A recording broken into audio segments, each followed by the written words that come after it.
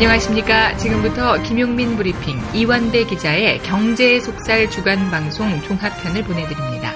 광고 듣고 시작하겠습니다. 평생 동안 피부 건강 모발이 꿈이셨던 박근혜 전 대통령께서 특허 성분 뿌리 깊은 샴푸와 비누의 놀라운 효능에 감격하시며 대통령 표창장과 보건복지부 장관상까지 수여하시고 널리 보급화를 하셨습니다. 그런데 지금은 모두 옥에 가시고 괜히 저희 샴푸와 비누까지 오해를 받아 똥값이 되고, 그러나 전 국민의 동안 피부와 건강 모발을 평생 지켜드리기 위해 반값에다가 탈모 브러쉬까지 증정하는 공격적 마케팅으로 판매 중이오니 1566-7871 뿌리 깊은 샴푸, 뿌리 깊은 비누를 찾아주세요. 중고차죠? 네. 그런데 이 차 진짜 있는 거 맞죠? 정말 이 가격에 살 수 있는 거죠? 아이, 그럼요. 빨리 오시면 됩니다. 여러분, 이거 다 거짓말하는 걸 아시죠? 더 이상 속지 마세요. 허위 매물에서 우리의 가족과 이웃을 지키는 더불어 중고차. 직영 정비소를 운영하여 더욱더 믿음이 가는 더불어 중고차. 카카오톡 검색창에 더불어 중고차를 검색하시거나 1661-3363, 1661-3363으로 전화주세요. 골반 잡자 바로 잡자 바디로직, 허리 통증 바로 잡자 바디로직, 몸매 교정 바로 여름에도 잡자, 아시죠? 바디로직 라이트. 통기성이 좋아서 한여름에도 쾌적, 신축성은 여전해서 내 몸에도 최적. 올여름도 자세가 좋아지는 골반 교정 타이즈 바디로직. 검색창에 골반 교정 바디로직 라이트. 아이고, 무릎이야. 주사도 맞고 무릎 보호대도 이것저것 써봤는데 효과가 없네. 무릎펜 몰라? 무릎펜? 무릎펜이라고 이번에 새로 나온 무릎 관절 보호대야. 우리 부모님도 무릎펜 사용하시고 운동하는 재미에 푹 빠지셨어. 어디서 살 수 있어? 네이버에서 무릎펜을 검색 후 쇼핑몰에서 구매하시고 상담은 010-2255-4489 최 과장을 찾아주세요. 이제 월요일 방송분 함께 하시겠습니다.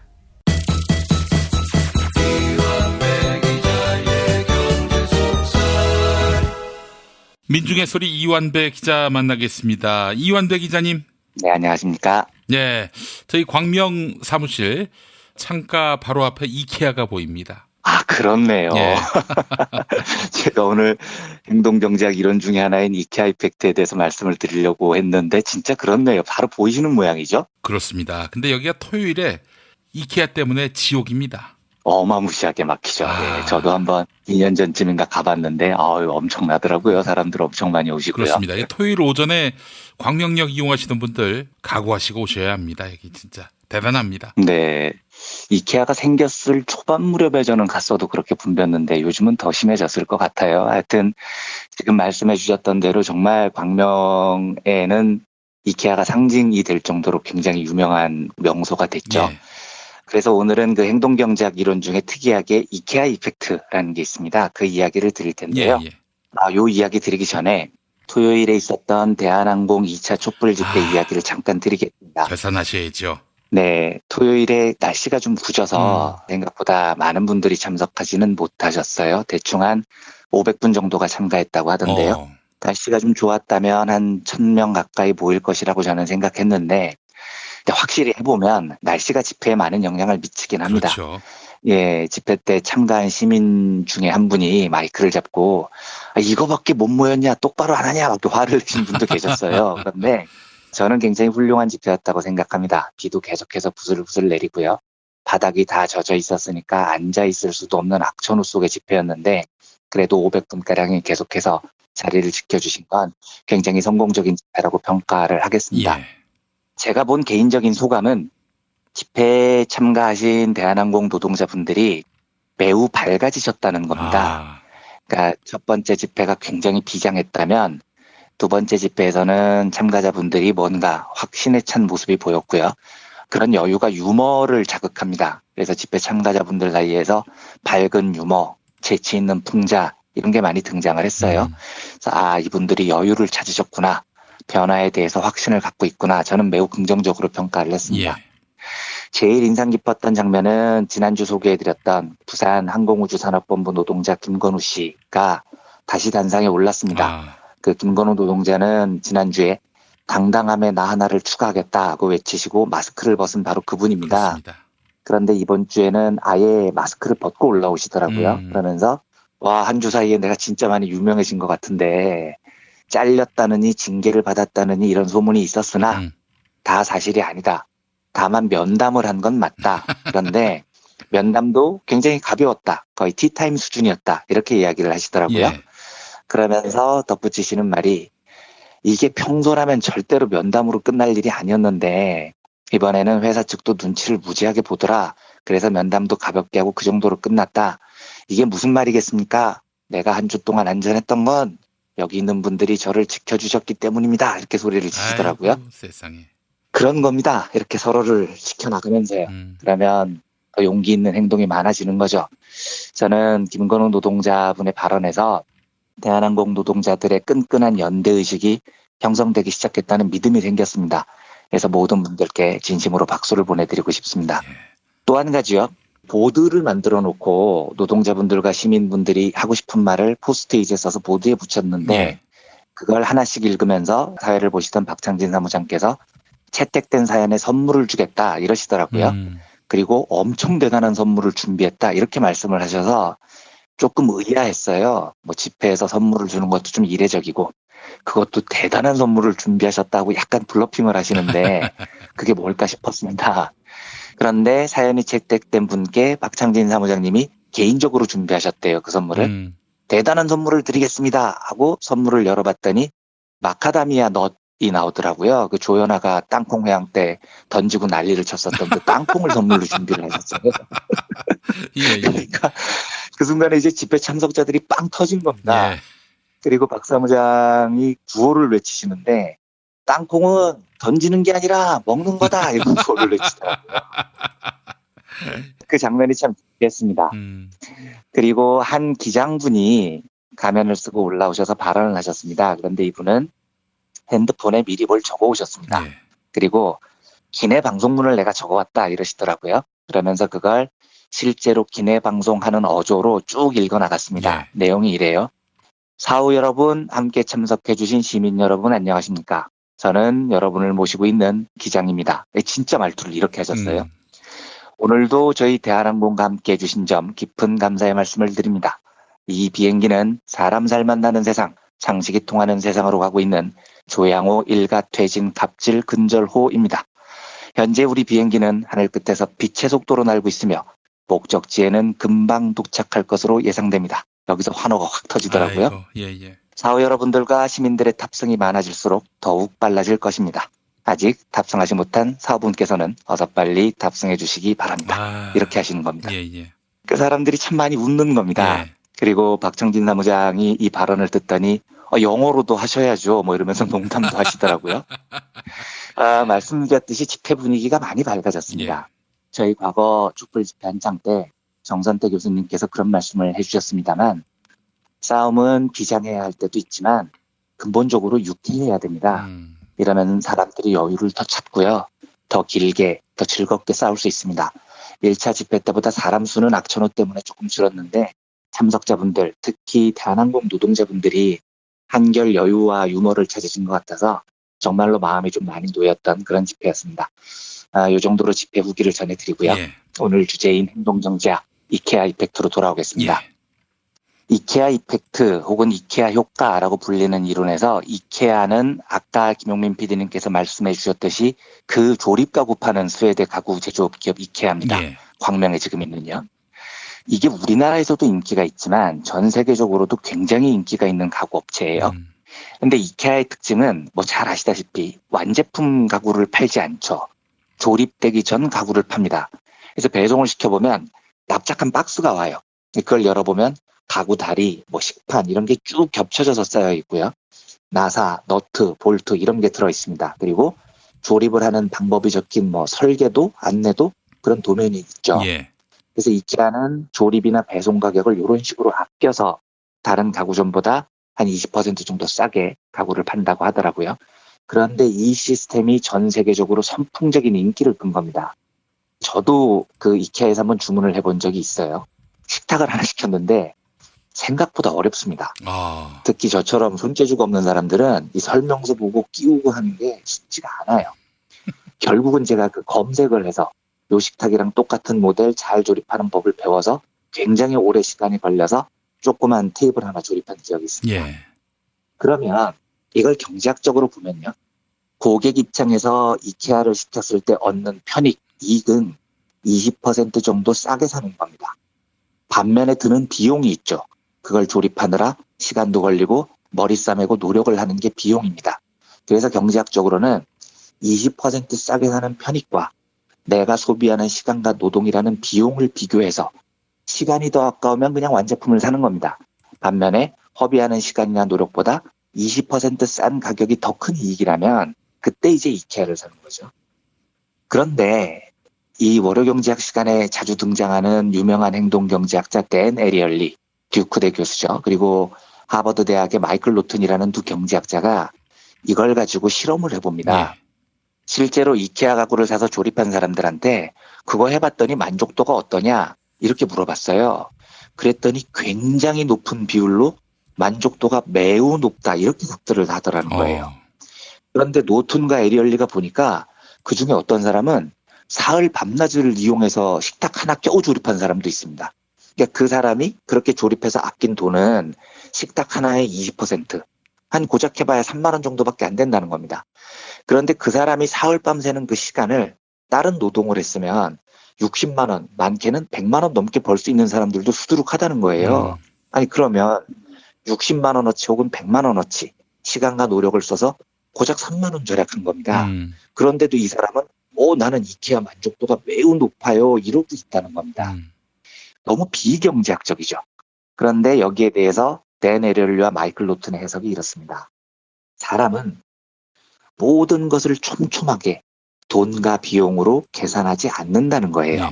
반면에 어떤 경향이 있냐면 완제품을 샀을 때보다요.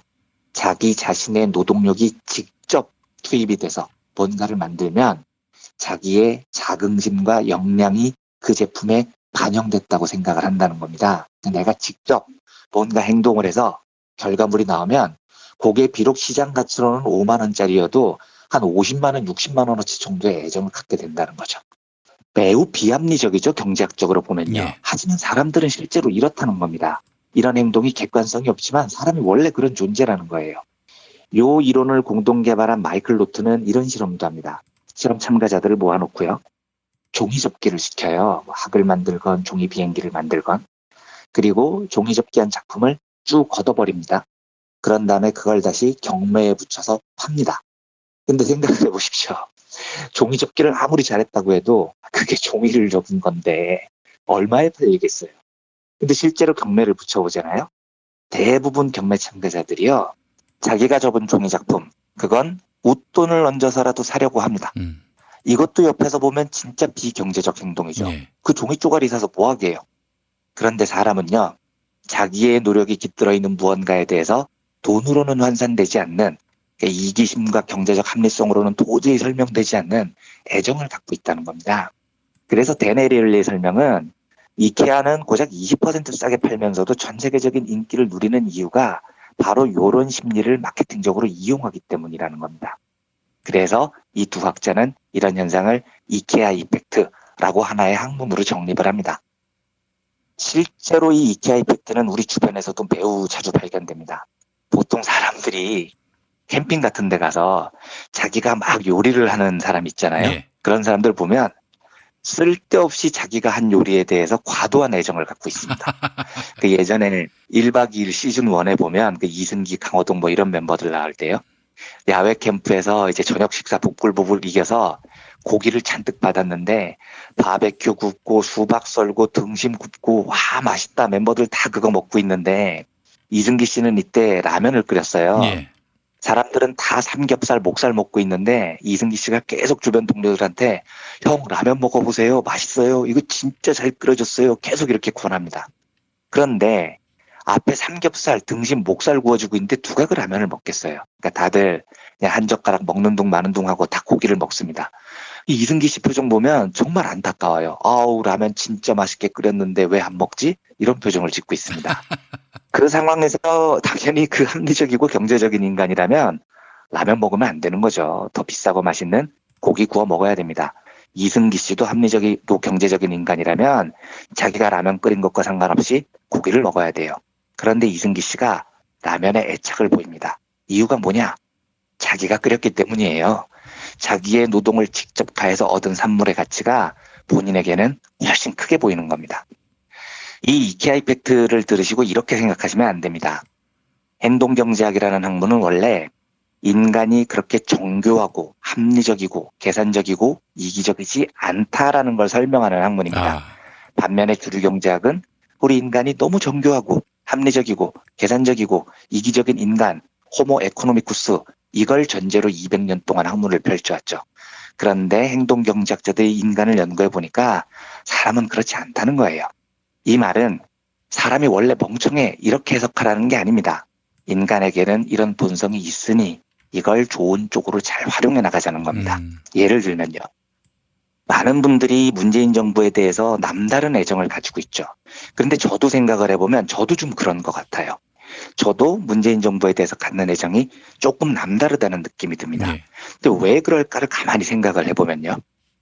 문재인 정부는 제가 투표로만 뽑은 정부가 아니기 때문이라는 생각이 듭니다. 그러니까 이건 정말로 내가 내 노동을 직접 가해서 내가 만든 소중한 정부야 이런 생각이 저는 자주 들어요. 이케아 이펙트가 발현이 되는 겁니다. 내가 박근혜 끌어내리기 위해서 20차례에 걸친 촛불 집회 그 추운 날에 다 참여했어요. 그리고 결국 박근혜를 우리 손으로 탄핵을 했습니다. 그리고 우리 손으로 내 손으로 이 민주정부를 세웠어요. 이 일을 해낸 분이 연인은 2천만 명이 넘습니다. 그러니까 내가 이걸 지금 하는데 직접 동참했다고 생각을 하니까 애정이 남다른 겁니다. 그리고 꼭 이 정부가 성공했으면 좋겠다 이런 소망이 강하게 들죠. 노무현 대통령이 대통령에 당선된 다음에 정부 이름을 참여정부라고 지었었죠. 저는 그 이름 참 잘 지었다고 생각합니다. 그러니까 노무현 대통령이 살아생전에 깨어있는 시민이라는 이야기를 참 많이 하셨는데 깨어있는 시민이 되는 제일 좋은 방법이 뭐냐면요. 참여하는 겁니다. 내가 직접 참여해서 직접 부딪히고 내 노력과 시간을 쏟아붓는 겁니다. 그러면 그게 경제학적으로 가져다 주는 효용보다도 훨씬 더 큰 애정과 만족을 나한테 줘요. 그래서 더 많은 참여를 하게 되고 세상을 바꾸게 됩니다. 우리 잘 생각해 보면요. 어떨 때는 내 시간과 내 돈을 들여가면서 세상을 보다 나은 세상을 만드는 일에 동참을 하죠. 주류경제학에 따르면 그거 매우 비경제적인 행동입니다. 주류경제학이 맞다면 왜 내가 내 시간과 돈을 들여서 그 일을 합니까? 그게 나한테 내가 들인 비용이나 노력보다도 더 큰 이익을 가져다 줄 때만 해야 되는 거예요. 그런데 우리는 그렇게 살지 않죠. 기꺼이 우리 손해를 감수하면서 대의와 공익을 위해서 싸웁니다. 그리고 그 싸움에 동참을 하잖아요. 그래서 뭔가를 만들잖아요. 그러면요. 공익적 사회에 대한 훨씬 더 큰 애정이 생겨요. 이케아 이펙트가 발현이 됩니다. 그래서 사람이 더 이타적으로 변하고 더 협동과 연대를 중시하게 되죠. 지금까지 이 이케아 이펙트라는 이론을 주로 사용해온 것이 자본들입니다. 인간에게는 자기의 노동력이 가미된 제품에 애정이 있기 때문에 이걸 이용해서 제품을 더 많이 팔자. 이게 이제 이케아의 상술인 거죠. 하지만 이런 인간의 본능을 잘 이용하면 이케아 이펙트는 자본 돈 벌어주는 데 사용되는 게 아니고요. 더 나은 세상을 위한 수많은 사람들의 참여를 이끌어내는 데 사용될 수 있습니다. 제가 오늘 방송 드리면서 처음에 대한항공 촛불 집회 후기를 말씀드린 이유가 그런 겁니다. 저도 나가보니까요. 머리로 생각할 때보다 훨씬 더 큰 애정이 생깁니다. 저분들에게 해방된 직장을 정말로 안겨주고 싶다. 예, 이런 생각이 들어요. 그런데 그게 나한테 무슨 이익이 생깁니까? 하지만 우리가 직접 참여하고요. 함께 싸우다 보면요. 그건 내가 직접 조립한 가구만큼이나 사랑스러운 존재가 됩니다. 다음 주에 3차 집회가 있을 거라고 하던데요. 청취자분들 한 번쯤 참석해 보시면 어떨까 하고 조심스럽게 권해보고 싶습니다. 우리가 직접 거기 앉아서요. 대한항공 노동자들과 구호를 외치고 재벌 갑질로부터 해방되는 직장을 만들어가는데 힘을 보태면 진짜로 애정이 생긴다니까요. 그리고 그 애정이 다시 재벌 개혁을 위한 투쟁의 동력이 됩니다. 그래서 참여가 애정을 만든다는 행동경제학 이론 이케아 이펙트는 그런 면에서 지금 한국 사회에 많은 시사점을 주는 겁니다. 예, 오늘 이 정도로 행동경제학 이론인 이케아 이펙트에 대한 브리핑을 마치도록 하겠습니다. 예, 알겠습니다. 이완배 기자님, 오늘 말씀 잘 들었습니다. 네, 감사합니다.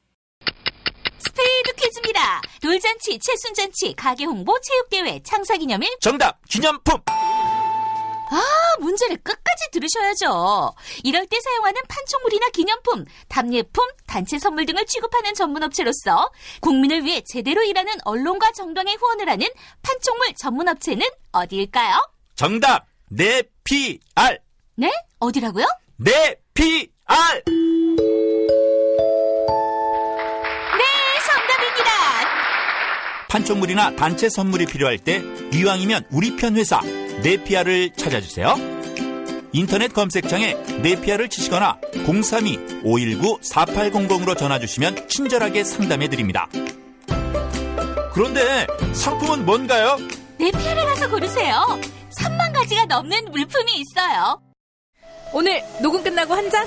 술 끊는다며. 새해가 되면 술 끊겠다는 결심들 많이 하시는데요. 네. 쓸데없는 짓 하지 마시고요. 네, 술 친구미 있잖아요. 아니 다들 술자리만 있으면 오라고 난리잖아.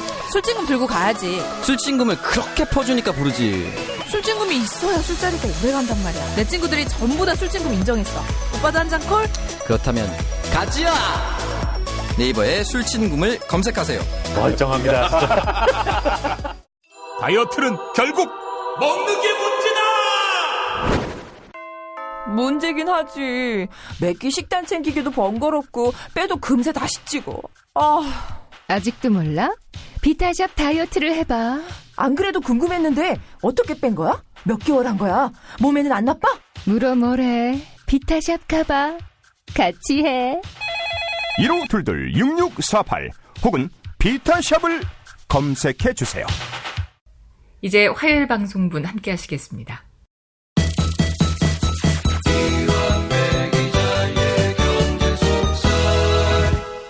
민중의 소리 이완배 기자 만나겠습니다. 이완배 기자님. 네, 안녕하십니까? 예, 역시 관리의 삼성입니다. 네. 하여튼 뭘 해도 참 이렇게 비겁하게 하고 비열하게 합니다. 네. 오늘은 그 삼성 바이오로직스 이야기를 다시 해볼까 하는데요.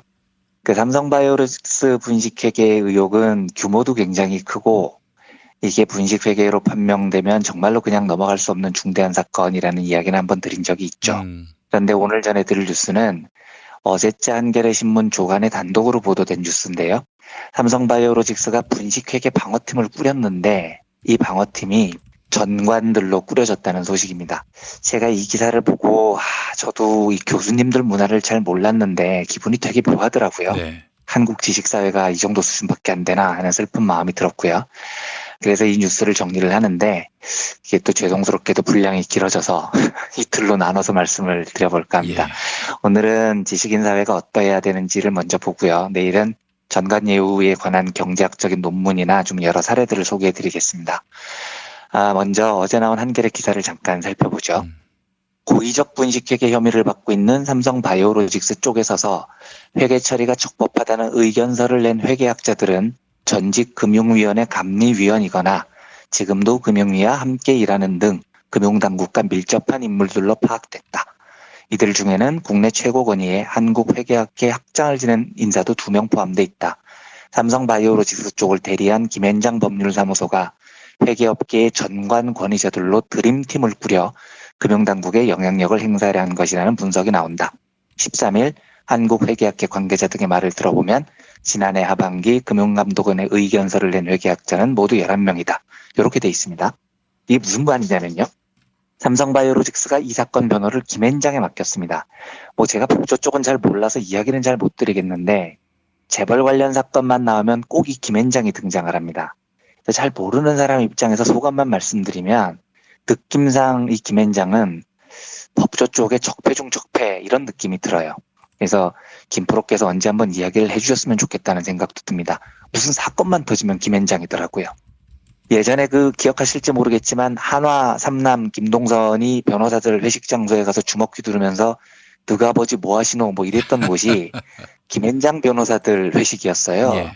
그런데 결국 이 김현장 변호사들이 머리채 잡히고 뺨 맞고 이러면서도 김동선의 처벌을 원치 않는다고 진술을 해서 김동선은 또 아무런 처벌을 받지 않았습니다.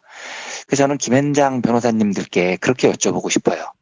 그렇게 살아서 돈 많이 버시니까 좋습니까? 이렇게 묻고 싶습니다. 좋으니까 그 짓하고 살고 있겠죠. 그런데 모르겠습니다. 저는 그렇게 살면 죽기 전에 자기 삶을 돌아보면 참 역같은 삶을 살았다는 기분이 들 것 같아요. 아무튼 김현장이 이번 삼성 바이오로직스 사건을 맡았는데 이 사건이 17일로 예정돼 있는 금융위원회가 개최하는 감리위원회 그리고 이후에 이제 증권선물위원회라는 게 열리게 되는데요. 그리고 금융위원회가 최종 결정을 하게 됩니다. 3번의 심리를 거칩니다. 그런데 이 위원회에는 소속된 위원들이 심사를 하고요. 결정을 합니다. 그러니까 이게 재판하고 비슷한 거예요. 그래서 이 과정에서 다양한 증인들, 여기서는 이제 주로 외부 전문가들인데 외부 전문가들의 의견을 제시를 합니다. 삼성바이오의 회계가 분식이냐 아니냐에 대한 전문가 의견이 제기가 되는 거죠. 문제는 김현장이 여기 변호를 맡으면서 삼성바이오로직스의 회계가 적법하다라는 전문가 의견을 계속 지금 위원회에 제시를 하고 있습니다. 그러니까 이게 재판으로 따지면 변호사 측 증인들이 피고에 유리한 증언을 하는 거죠. 그러니까 이건 충분히 그럴 수 있는 겁니다. 어느 재판을 해도 변호인 측이라는 게 원래 피고에 유리한 증인이나 전문가들을 찾아서 재판장에 내세우는 거니까요. 문제는 지금 김현장이 삼성에 유리한 증언을 해줄 피고 측 증인들을 계속 수집해서 의견을 여러 차례 내고 있는데 이 의견을 내는 사람들이 전직 감리위원회 위원 아니면 현직 금융위에서 무슨 작업을 하고 있는 사람들이라는 겁니다. 그러니까 쉽게 말하면 재판을 받는데요. 증인으로 전직 재판관 이런 사람들을 내세우는 거죠. 그러면 현직 재판관 입장에서 어떻겠습니까? 증인으로 나온 사람이 다 자기 선배나 동료 이런 사람들입니다. 이런 사람들이 피고 측 증언을 계속하고 있으면 이게 당연히 재판에 영향을 미치죠. 이게 지금 문제라는 겁니다. 그 기사를 읽어보면 기가 막힌 게요. 김현장 법률사무소에 의뢰를 받은 의견서 작성팀이 전부 5개인데 서울대 팀이 있어요. 그런데 이 서울대 팀 팀장이 황이섭 교수라는 분입니다. 모르는 사람이에요, 저는요. 그런데 지금 이 황이섭 교수가 지금 현재 금융위사나 공적자금관리위원회 위원입니다. 금융위사나 위원이에요. 그러면 똑같은 금융위사나 감리위원회 위원들하고 당연히 친분이 있지 않겠습니까? 같은 금융위사나 위원회인데요. 연세대 팀을 이끄는 손성규 교수, 이분은 옛날 감리위원회 위원이었습니다. 그리고 증권선물위원회 위원이었습니다. 그러면 지금 삼성바이오로직스 심리가 감리위가 1심이고 증권선물위원회가 2심인데 피고 측 증인 전문가가 1심, 2심 재판관 출신인 겁니다. 지금 판결을 내려야 되는 위원들의 선배예요. 이게 영향을 안 미치겠냐고요.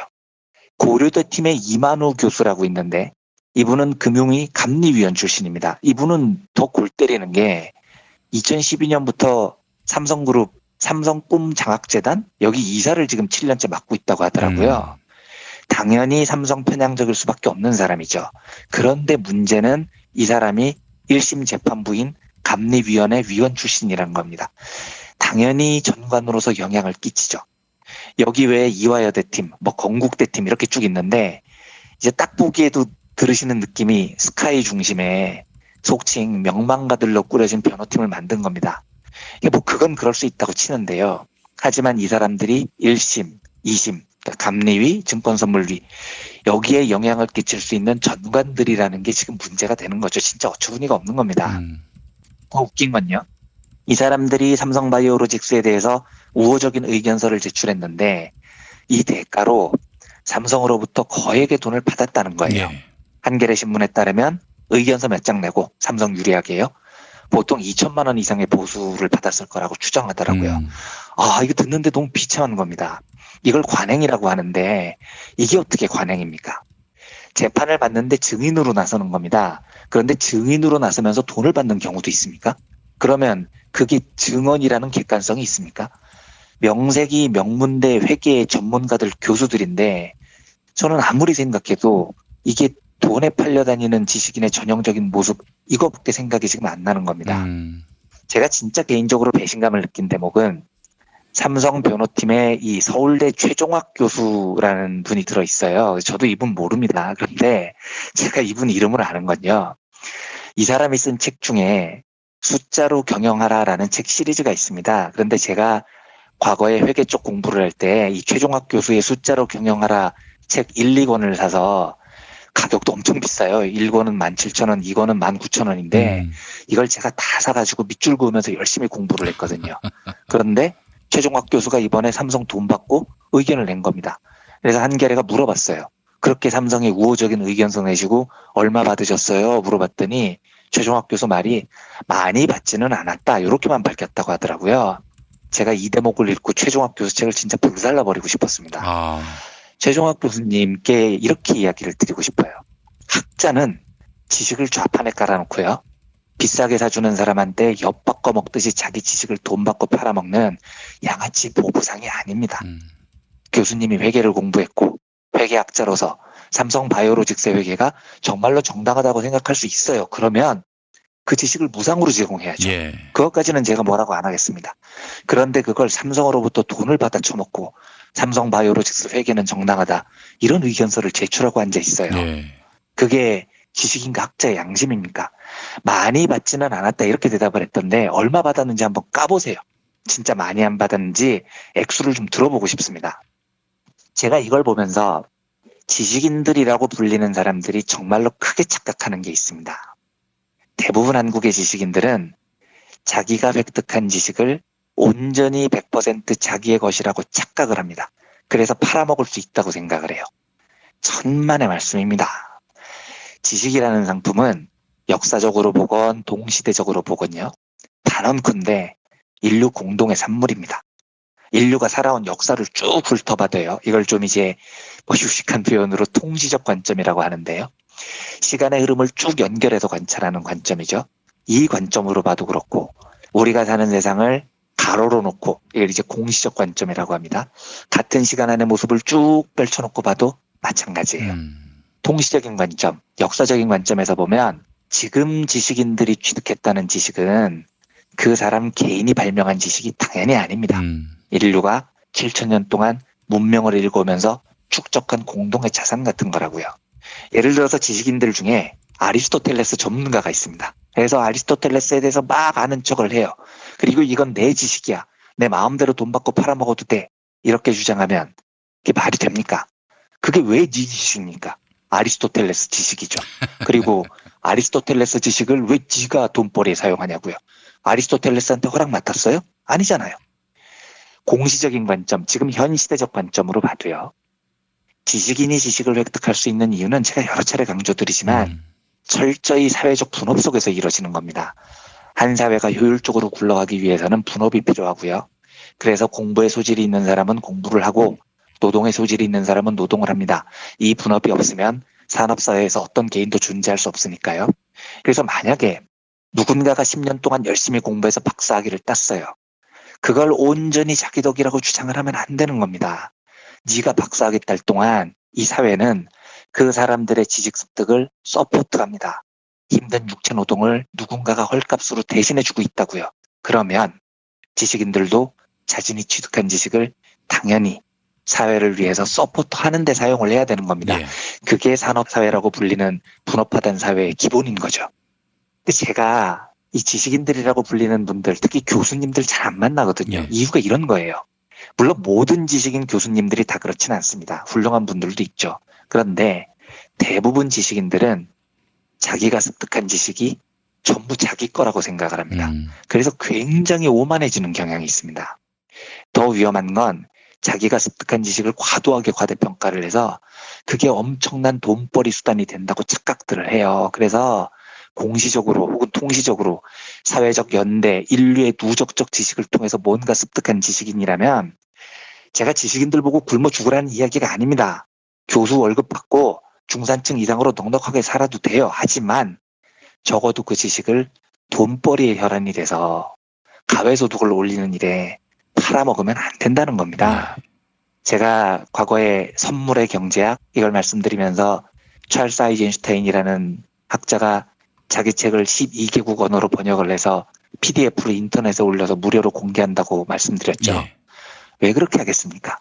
아이젠슈타인은 자기가 습득한 지식이 인류 모두의 것이라고 믿기 때문에 그렇게 하는 겁니다. 이게 카피레프트의 정신인 거죠. 네. 그래서 저는 지식인이라는 부류의 삶이 지식이 값지게 사용될 수 있는 공익적인 한도 내에서 존재해야 한다고 믿습니다. 네. 돈을 벌어도요, 그 한도 내에서 벌어야 되는 겁니다. 떼돈 벌어서 자본과 비슷하게 살고 싶으면 지식인 하지 말고 박사하지 말고 사업을 하라고요. 그게 아니고 인류를 위한 지식을 습득했다면 그 지식을 습득하게 해준 사회에 감사해야죠. 그래서 지식을 공익을 위해 사용해야 되는 겁니다. 제가 이야기하면 좀 흥분을 하는데 제가 특히 경제학, 경영학 분야 교수들 진짜 만나기 싫어하거든요. 그러니까 이분들 특징이 자기가 지금 받고 있는 처우가 진짜 불평등하다고 생각들을 해요. 예. 왜 내가 연봉이 1억 2천밖에 안 되지? 이런 말을 진짜 쉽게 합니다. 그리고 내심을 보면 내 지식이 최소한 재벌급은 안 돼도 준 재벌급은 돼야 돼. 이렇게 생각하는 분들이 무지 있어요. 서울대 법대의 어떤 교수 같은 경우 자기한테 선거 때 표를 10장 줘야 한다. 딴 사람은 한 장 받아갈 때. 그러니까요. 그러니까 민중들에 비해서 자기 투표권이 이 평등선거의 나라에서 자기는 최소한 10배가 있다고 생각을 하고 사는 거죠. 그러다 보면 무슨 일이 벌어지는 줄 아십니까? 자기 자신을 그렇게 과대평가하면요. 아까처럼 서울대 연고대 교수들이요. 김앤장 부탁을 받아서 삼성으로부터 수천만 원씩 받고 삼성 빨아주는 의견 보고서를 재판 과정에 내게 되는 겁니다. 그렇게 팔아먹는 게 지식인이냐고요. 천만에요. 그건 지식인이 아니라 장사꾼이죠. 제가 이런 이야기를 드리면 이렇게 주장하는 사람도 있어요. 아니, 내 신념이 있는데 하필이면 내 신념이 돈이 되더라. 그래서 내 신념을 돈 주겠다는 사람한테 팔았는데 돈을 수천만 원씩 주는 거 그거 받지 말란 얘기냐? 내가 신념을 어긴 게 아닌데? 이렇게 말을 합니다. 웃기는 소리입니다. 당연히 문제가 되죠. 그것도요. 왜냐하면 내 신념에 누가 돈을 과하게 준다고 제안을 했어요. 그래서 그 돈을 덥석받으면 그 신념이 진짜 신념이라고 누가 진정성을 믿어줍니까? 정말로 신념을 전파하기 위해서라면 돈을 받지 말라고요. 그래야 신념에 대한 진정성이 사람들한테 전달이 될 거 아닙니까? 그런데 돈은 돈대로 다 챙기고 넌 신념이 이거야 하고 백날 외쳐보십시오. 아무도 그 사람의 진정성을 안 믿습니다. 제가 그래서 예를 들 때 김상조 공정거래위원장 이분 예를 많이 드는데 저는 김상조 위원장이 되기 전에 늘 사석에서 김상조 선생님 이렇게 불렀습니다. 근데 저는 이분을 한 번도 만나본 적이 없어요. 일면식도 없습니다. 그런데 제가 이분을 선생님하고 존경의 마음을 담아서 불렀던 건 이분과 함께 시민운동을 한 활동가들을 제가 좀 압니다. 그분들 이야기를 들어보면 김상조 선생님은 정말로 겸손하고 생활이 정말로 간소하다고 하더라고요. 그리고 자신이 취득한 지식이 사회의 것이라고 믿고 그 지식을 사회에 환원하려고 평생을 부단히 노력하셨다는 이야기를 전해줍니다. 그래서 저는 이분을 한 번도 뵌 적이 없지만 이분을 존경해요.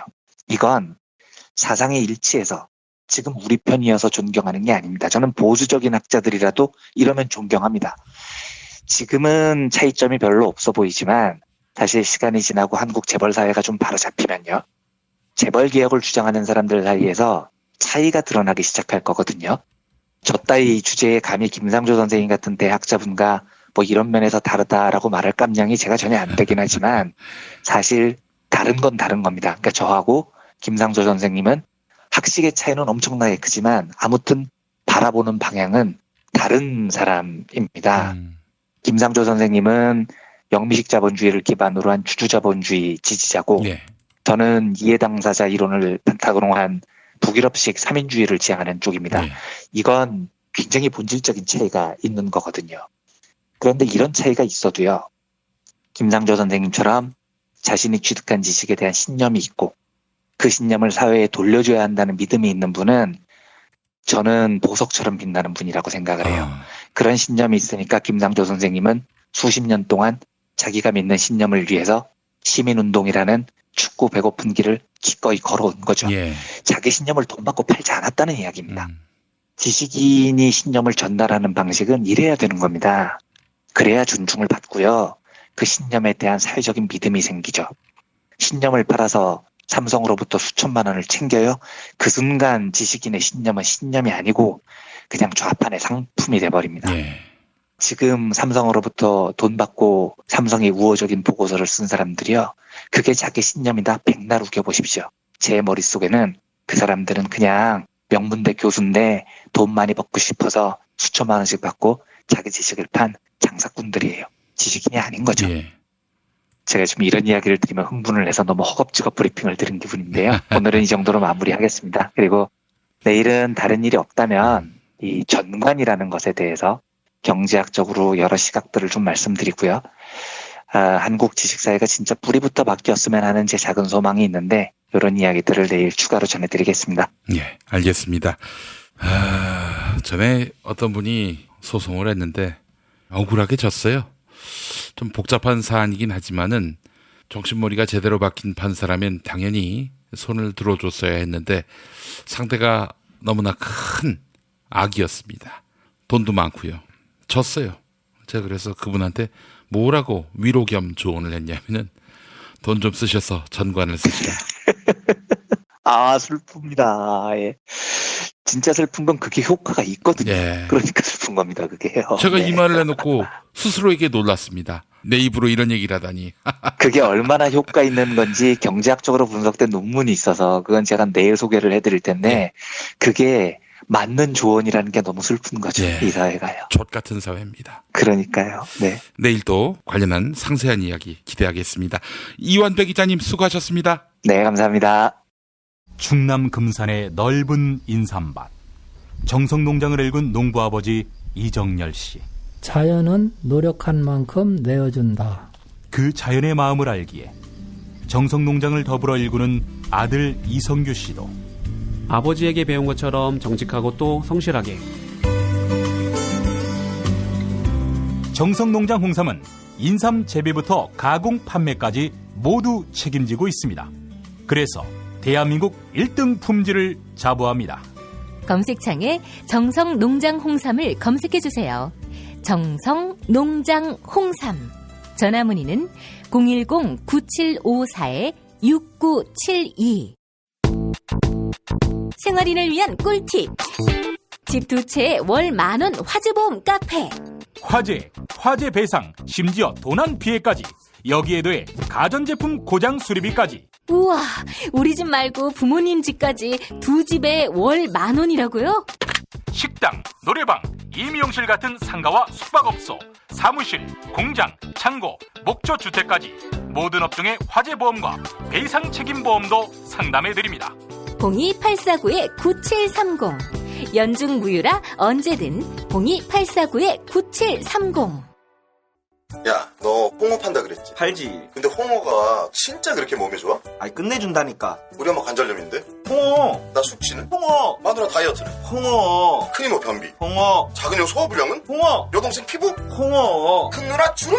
홍어. 명절 때 선물은? 홍어라니까. 근데 비싸지? 열라 싸고 열라 맛있는 홍어가 있다니까. 어디? 알싸한 홍어. 1599-6456.com 혹은 1599-6456 전화 주문도 가능합니다.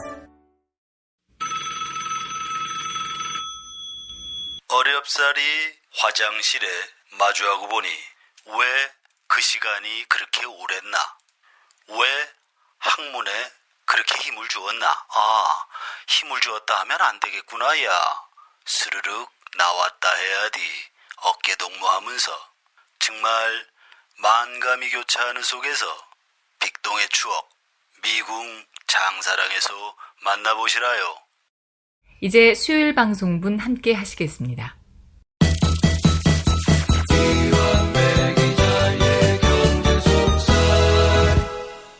민중의 소리 이완배 기자 함께하겠습니다. 이완배 기자님. 네, 안녕하십니까. 자, 어제 이어서 오늘도 삼성 바이오로직스 관련한 이슈 다뤄주시는 거죠? 네, 삼성 바이오로직스 그리고 전관 예우에 관한 두 번째 이야기를 나눠보겠습니다. 예. 그런데 한 가지 좀 전제를 해야 될게요. 전관 예우라는 건 한국에만 있는 현상이 아닙니다. 서양에도 굉장히 만연해 있어요. 그래서 영어로는 회전문 인사라는 뜻으로 리볼빙 도어라는 말이 있습니다. 문 돌려가면서 계속 차지한다는 거죠. 예. 일본에서는 이걸 아마쿠다리라고 부릅니다. 아마쿠다리가 일본말로 강림이라는 뜻인데요. 일본은 관료의 나라라고 불리는 나라입니다. 관료들 파워가 엄청납니다. 그리고 이 관료들이 자기들이 일본을 이끈다 이런 자부심이 엄청 강합니다. 그래서 도쿄대 출신 최고위 엘리트들이 보통 관료가 되고요. 엄청 거만합니다. 우리가 바로 일본 자체다 이렇게 스스로를 생각하는 거지 같은 문화가 있어요. 이러다 보니까 일본 기업은 일본 관료들에게 꼼짝을 못하고요. 그래서 퇴임한 관료들을 엄청나게 챙겨줍니다. 일종의 마피아 문화가 형성이 되는 거죠. 이 말은 회전문 인사, 낙하산 인사, 전관예우, 아마쿠다리 뭐라고 부르건 이건 한국만의 현상은 일단 아니라는 겁니다. 문제는 전 세계가 다 이런 현상이 얼마나 위험한 것인지를 잘 알고 있는데 한국은 이게 매우 늦다는 데 있습니다. 그래서 각 나라별로 이 문제를 해결하기 위해서 경제학자들의 연구를 살펴보면 이게 꽤 됩니다.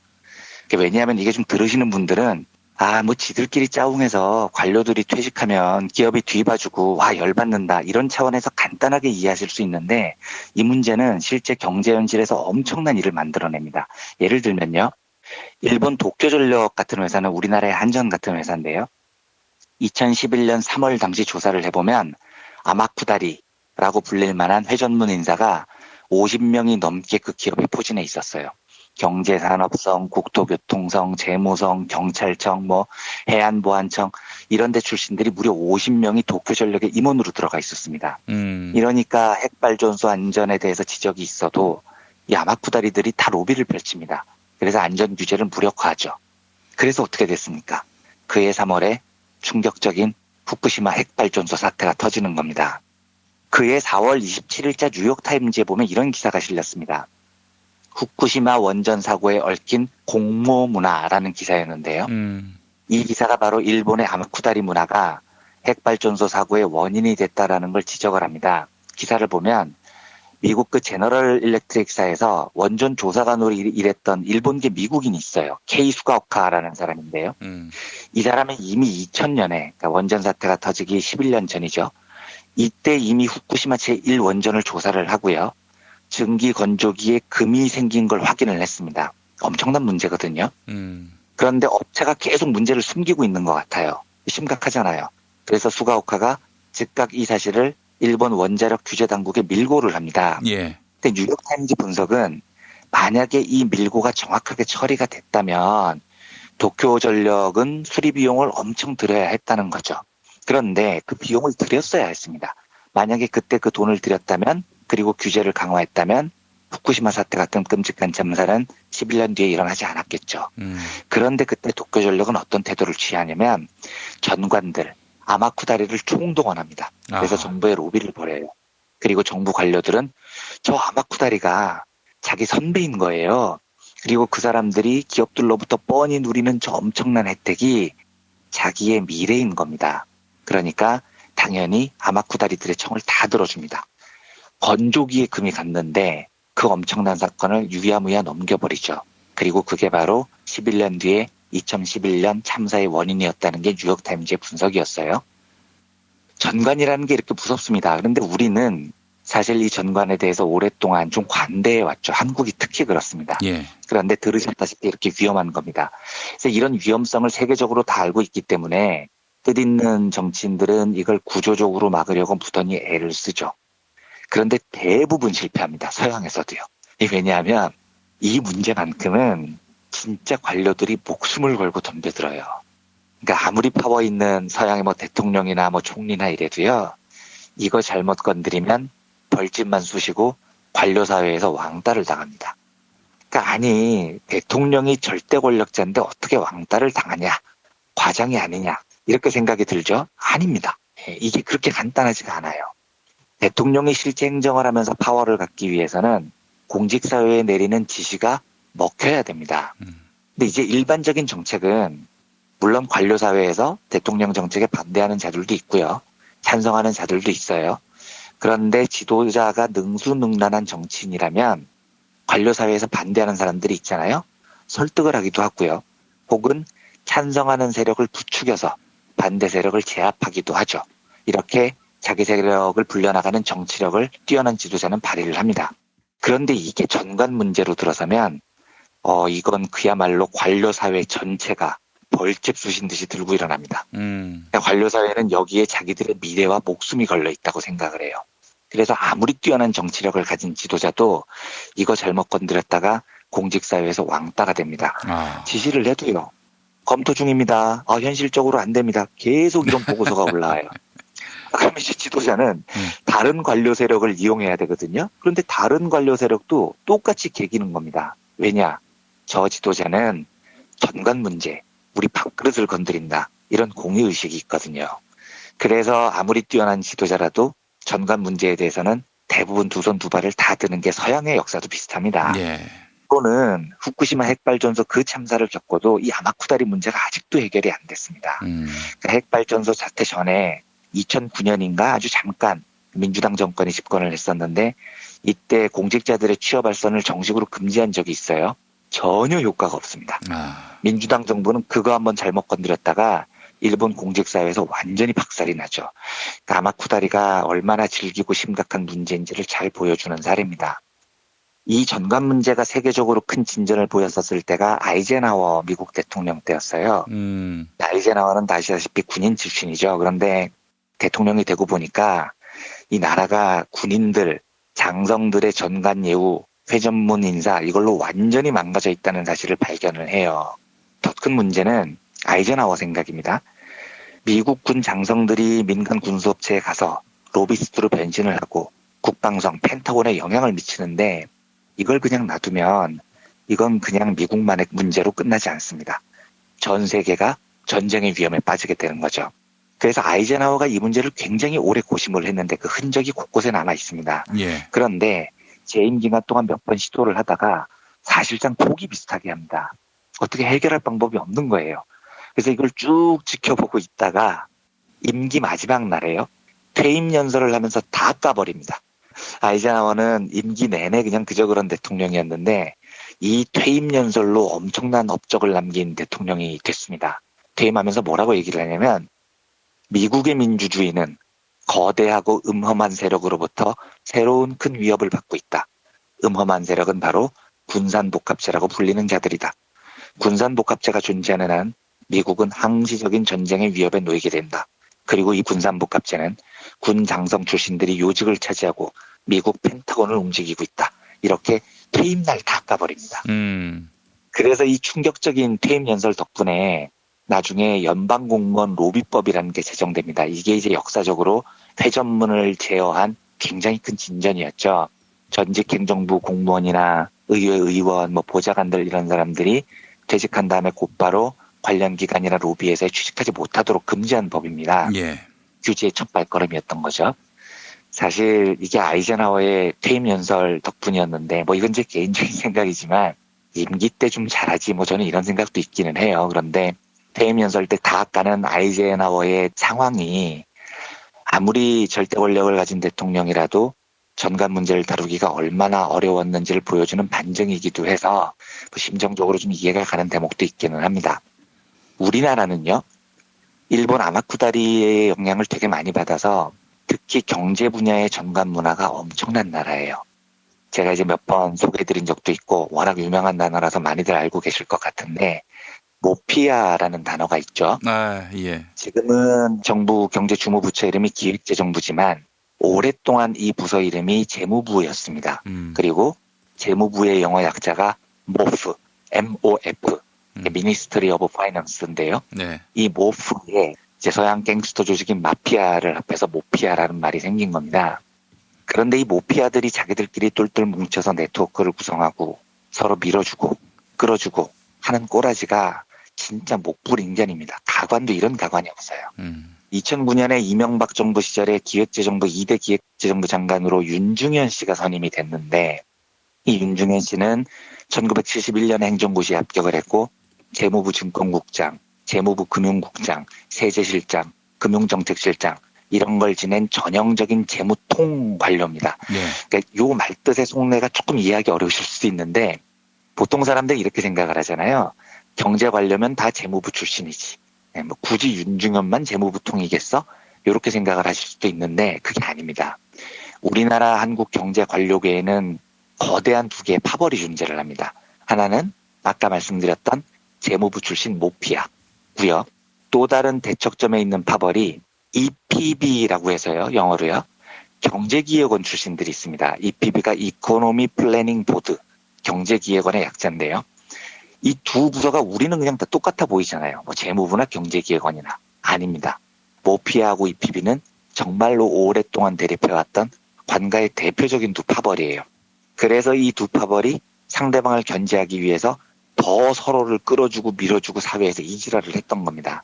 결국은 모피아가 EPB에 대해서 확연한 우위를 차지를 하죠. 요 과정에서 윤중현은 이 모피아의 대부 같은 사람이었습니다.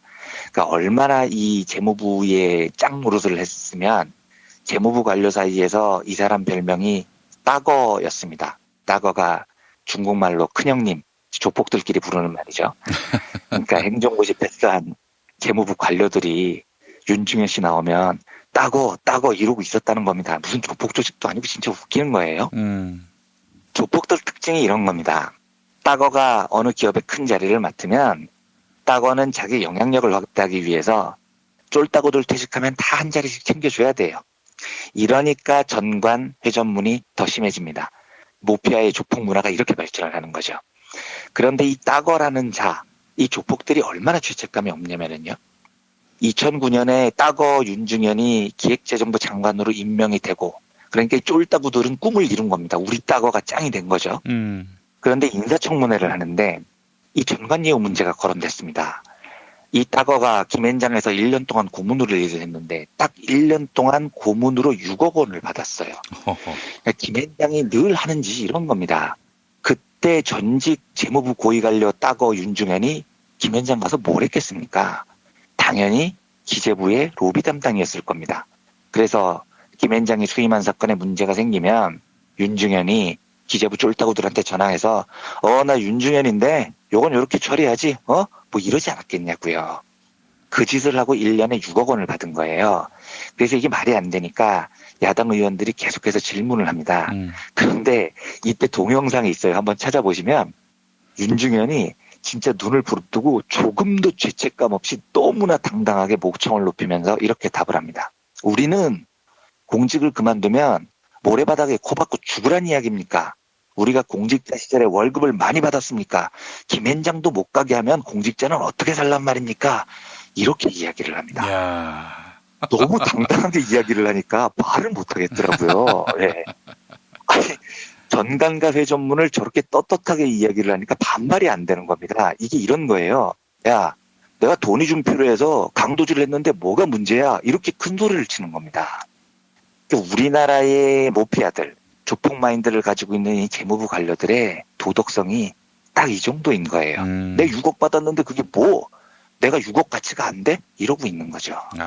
이러니까 우리나라 경제계의 전관이 뿌리가 뽑힐 수가 없는 겁니다.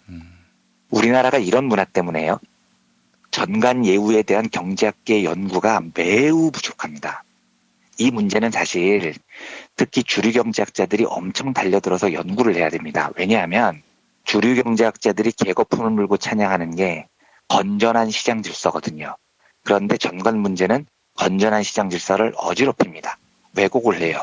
그러면 주류 경제학자들이 이 문제에 달려들어서 막 비판을 해야죠. 그런데 주류 경제학자들이 이 문제를 싹 입 닫고 있습니다. 연구 자체가 없어요. 왜냐? 자기들도 그걸 해야 되니까요.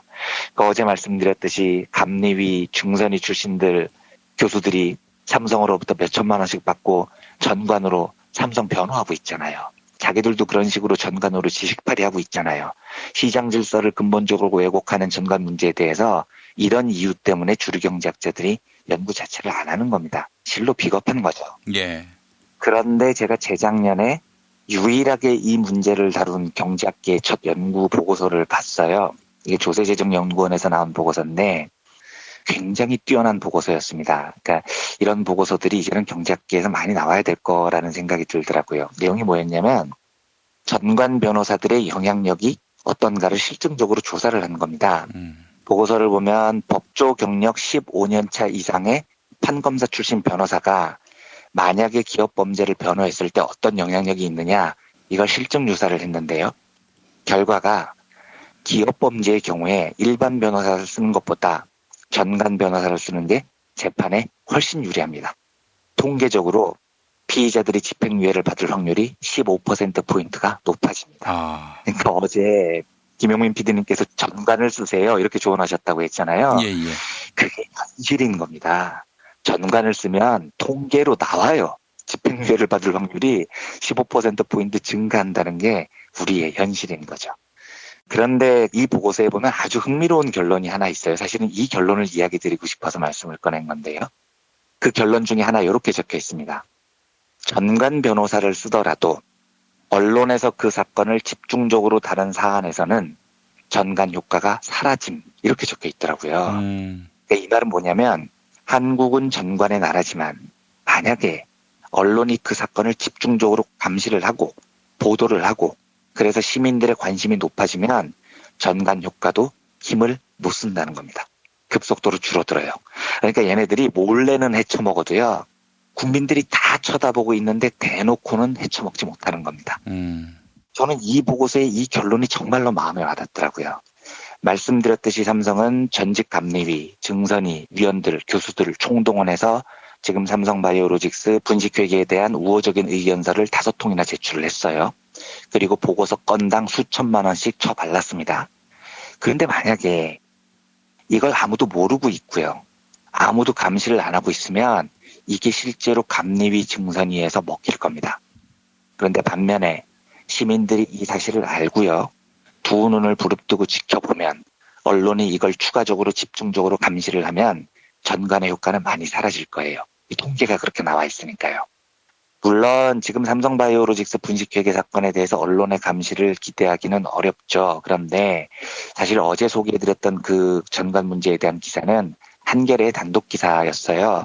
뭐 제가 청취자 여러분들께서 한겨레에 대해서 뭐 부정적인 시각이 있다는 걸 잘 아는데 어쨌든 그 기사는 매우 고마운 기사였습니다. 그러니까 몇몇 언론이라도 이런 기사를 발굴해서 용기 있게 쓰고요.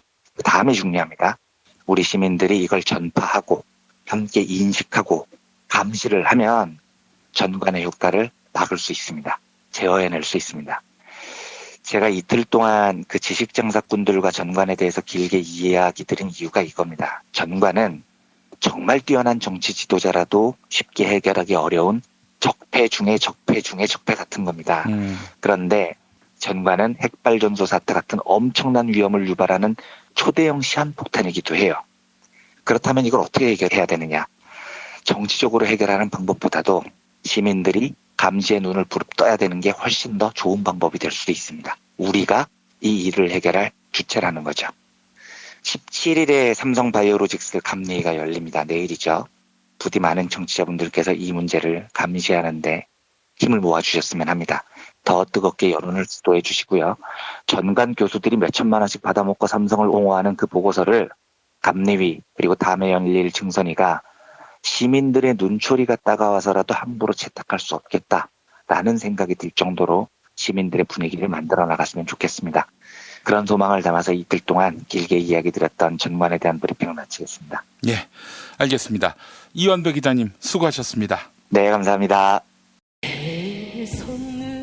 아, 도보다리 정상회담 시간에 새싹당 콩차를 한 잔씩 드셨다면 얼마나 좋았을까. 평양냉면 후식으로 새싹당 콩차를 먹었으면 얼마나 좋았을까. 대한민국 평화를 응원합니다. 배가 짖어도 열차는 달리듯 살아생전 열차 타고 유럽여행 한번 다녀오고 싶습니다. 그렇게 좋은 시절 올 때까지 건강해야 합니다. 그때까지 함께 합시다. 시원하게 드시면 더욱 좋은 내 몸의 적폐 청산 새싹당 콩차. 전창걸몰닷컴 전화문의 070-8635-1288. 오빠 머리숱이 엄청 풍성해졌는데? 그래? 혹시 퍼프 면적이 커서 빠르고 파워풀하게 머리를 풍성하게 만들어준다던 헤이브로 헤어 파워 쿠션을 써서 그런가? 뭐라고? 아니, 압도적 코팅 원료로 두피를 보호하면서도 머릿속을 꼼꼼하게 채워주고 남자의 자신감도 같이 채워준다는 헤이브로 헤어 파워 쿠션을 썼거든. 응? 헤이브로? 남자의 자신감 1분 안에 채우자. 헤이브로 헤어 파워 쿠션. 포털에서 헤이브로를 검색하세요. 헤이브로. 차장님, 아직도 받은 명함 일일이 휴대폰에 저장하세요? 스마트폰으로 찍기만 하면 바로 입력해주는 리멤버가 있잖아요. 부장님, 아직도 명함첩 쓰세요? 리멤버에서는 이름이나 회사만 검색하면 바로 명함을 찾을 수 있다고요. 대한민국 대기업 임원 2명 중 1명이 사용하는 국민 명함 앱 리멤버. 지금 바로 다운받으세요.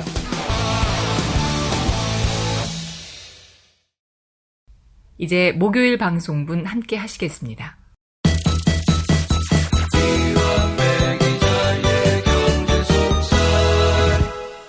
민중의 소리 이완배 기자 함께하겠습니다. 이완배 기자님. 네, 안녕하십니까? 네, 대한항공이 노동자들에게 격려금을 쏘기로 했다. 뭐 수년 만의 일이라면서요?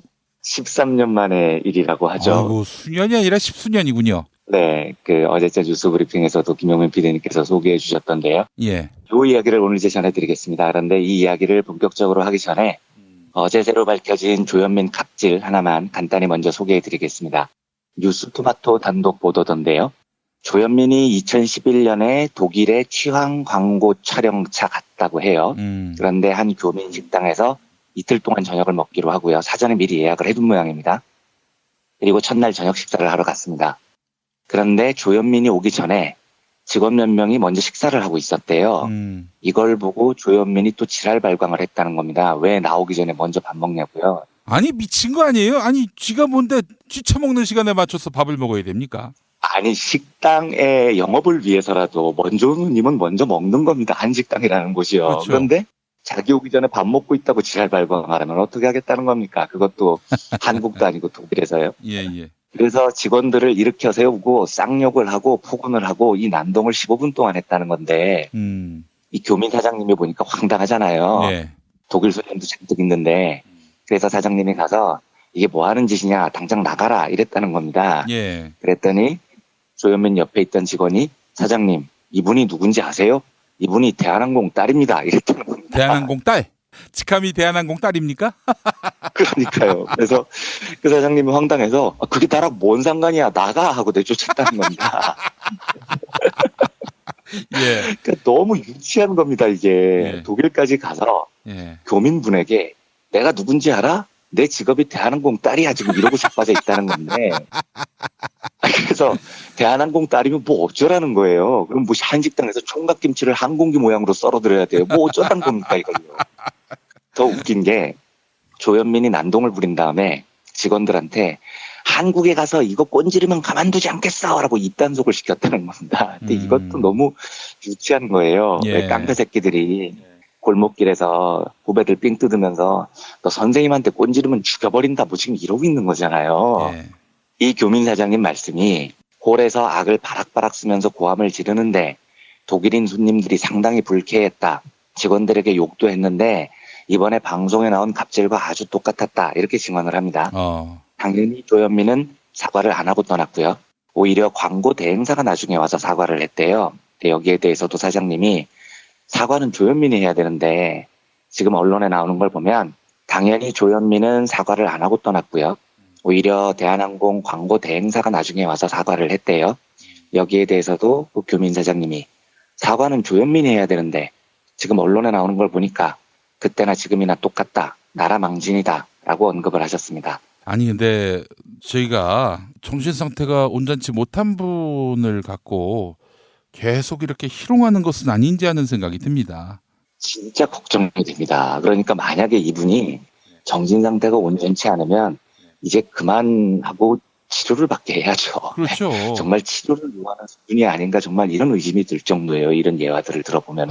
저는 박원순 서울시장님이 참 아쉬운 부분이 뭐냐면은 지방자치단체장이 이 좀 심각한 사람이다 이렇게 판단을 하면은 정신병원에 수용할 수 있는 권한이 있대요. 아 그렇습니까? 네, 그런 게 있대요. 예. 이게 직무유기 아닙니까 이거? 박원순 시장님이 정말 나서셔야 될 때가 올까 싶은 생각까지 듭니다. 그런데 또 지금 나설 수가 없는 이유가 예비 후보로 등록해서 서울시가 직무대행 체제예요. 그러면 시장님께서는 직접 나설 수가 없군요. 네. 하여간 이게 정말로 계속 지금 이런 뉴스가 터지고 있는데 정도가 너무 심하면 어떤 형식으로든지 사회하고 격리를 시켜야 되겠다는 생각조차 듭니다. 이게 아니면 이 미친 지금 주간의 일가가 글로벌하게 지금 나라 망신을 다 시키고 다니고 있거든요. 그렇죠. 요 뉴스는 이제 요 정도로 마치고요. 오늘 주제로 다시 돌아오겠습니다. 예. 어제 김영민 PD님께서도 소개를 해주셨던 13년 만에 대한항공이 경력금을 지급한다는 뉴스요. 다시 한번 간단히 말씀을 드리면 대한항공이 일반직과 객실 승무원을 대상으로 기본급의 50%에 해당하는 경력금을 이번 달 31일에 지급하기로 공지를 했답니다. 예. 그리고 전체 직원들을 대상으로 2014년까지 소진을 못했던 연차 휴가에 대해서 연차 수당을 지급하기로 했대요. 이것도 31일 날 준다고 합니다. 노동자들 반응이 당연히 싸늘하다는 소식은 이제 어제자 브리핑에서 전달이 됐죠. 예. 제가 요즘 방송에서 너무 욕을 많이 한다고 지적을 해주시는 분들이 많아서 앞으로는 좀 감정 조절을 하면서 가급적 욕을 좀 안 해야 되겠다고 정말로 생각을 하고 있었습니다. 그러지 마세요, 선배님. 뭐 나중에 선거 나가실 일이 있으면 애로사항이 있겠지만 뭐 그런 게 아니라면요, 뭐 우리가 허락을 해주셨으니까 다행인데 제가 오늘은 진짜 욕을 안 할 수가 없습니다. 이 새끼들이 진짜 장난하는 것도 아니고요. 제가 대한항공 노동자분들 평균 월급이 얼마인지 잘 몰라서 실제 어느 정도의 금액이 경력금으로 지급되는지는 모르겠지만 뭐 몇백 수준이겠죠. 자, 그걸 던져주고 입 좀 닥쳐주세요. 조양호 좀 봐주세요. 지금 이거잖아요. 그렇죠. 이 새끼들이 사람을 뭘로 보고 이러는 겁니까? 니들 눈가래는 진짜 노동자들이 개 돼지로 보이는 거예요. 이게 누구 발상인지는 모르겠지만 만약에 조양호 머리에서 나온 발상이라면 조양호 모기에 달린 건 머리가 아니고 대가리인 겁니다. 그런 두뇌 구조로 경영을 하고 있으면 회사 진짜로 말아먹습니다. 이게 좋게 말하면 인센티브라는 거고 나쁘게 말하면 돈으로 입막음을 하겠다는 거죠. 그런데 돈으로 뭐든지 해결할 수 있다는 발상이 도덕성과 충돌을 할 때 어떤 일이 벌어지느냐, 이건 경제학적으로 거의 고전에 가까운 중요한 이슈입니다. 경제학계에서는 20년 전쯤에 어떤 이슈가 있었냐면요. 유치원에서 벌어진 일을 다룬 유명한 이슈가 있었습니다. 시카고 프레스 저널이라는 경제연구지에 게재된 논문이었는데 유리 그니지, 알도 루스티치니 이 두 경제학자가 낸 보고서였습니다. 굉장히 유명한 보고서예요. 그래서 2007년도 우리나라 수능시험 사회탐구 영역에도 이게 출제가 된 적이 있습니다. 두 학자의 보고서 내용이 이겁니다. 이스라엘 북부 최대 도시 하이파의 학자들이 가서요. 한 유치원을 찾았어요. 이 유치원의 규칙이 오후 4시면 문을 닫는 겁니다. 그래서 4시까지 부모들이 아이를 찾으러 와야 됩니다. 문제는 많은 부모들이 지각을 한다는 데 있었습니다.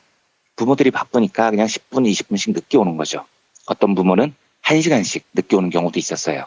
이것 때문에 유치원 놀이방에는 항상 부모님 기다리면서 불안해하는 아이들이 쭉 있었고 이 아이들을 그냥 놔둘 수 없으니까 유치원 교사가 한 명씩 자녀 근무를 하게 됐습니다.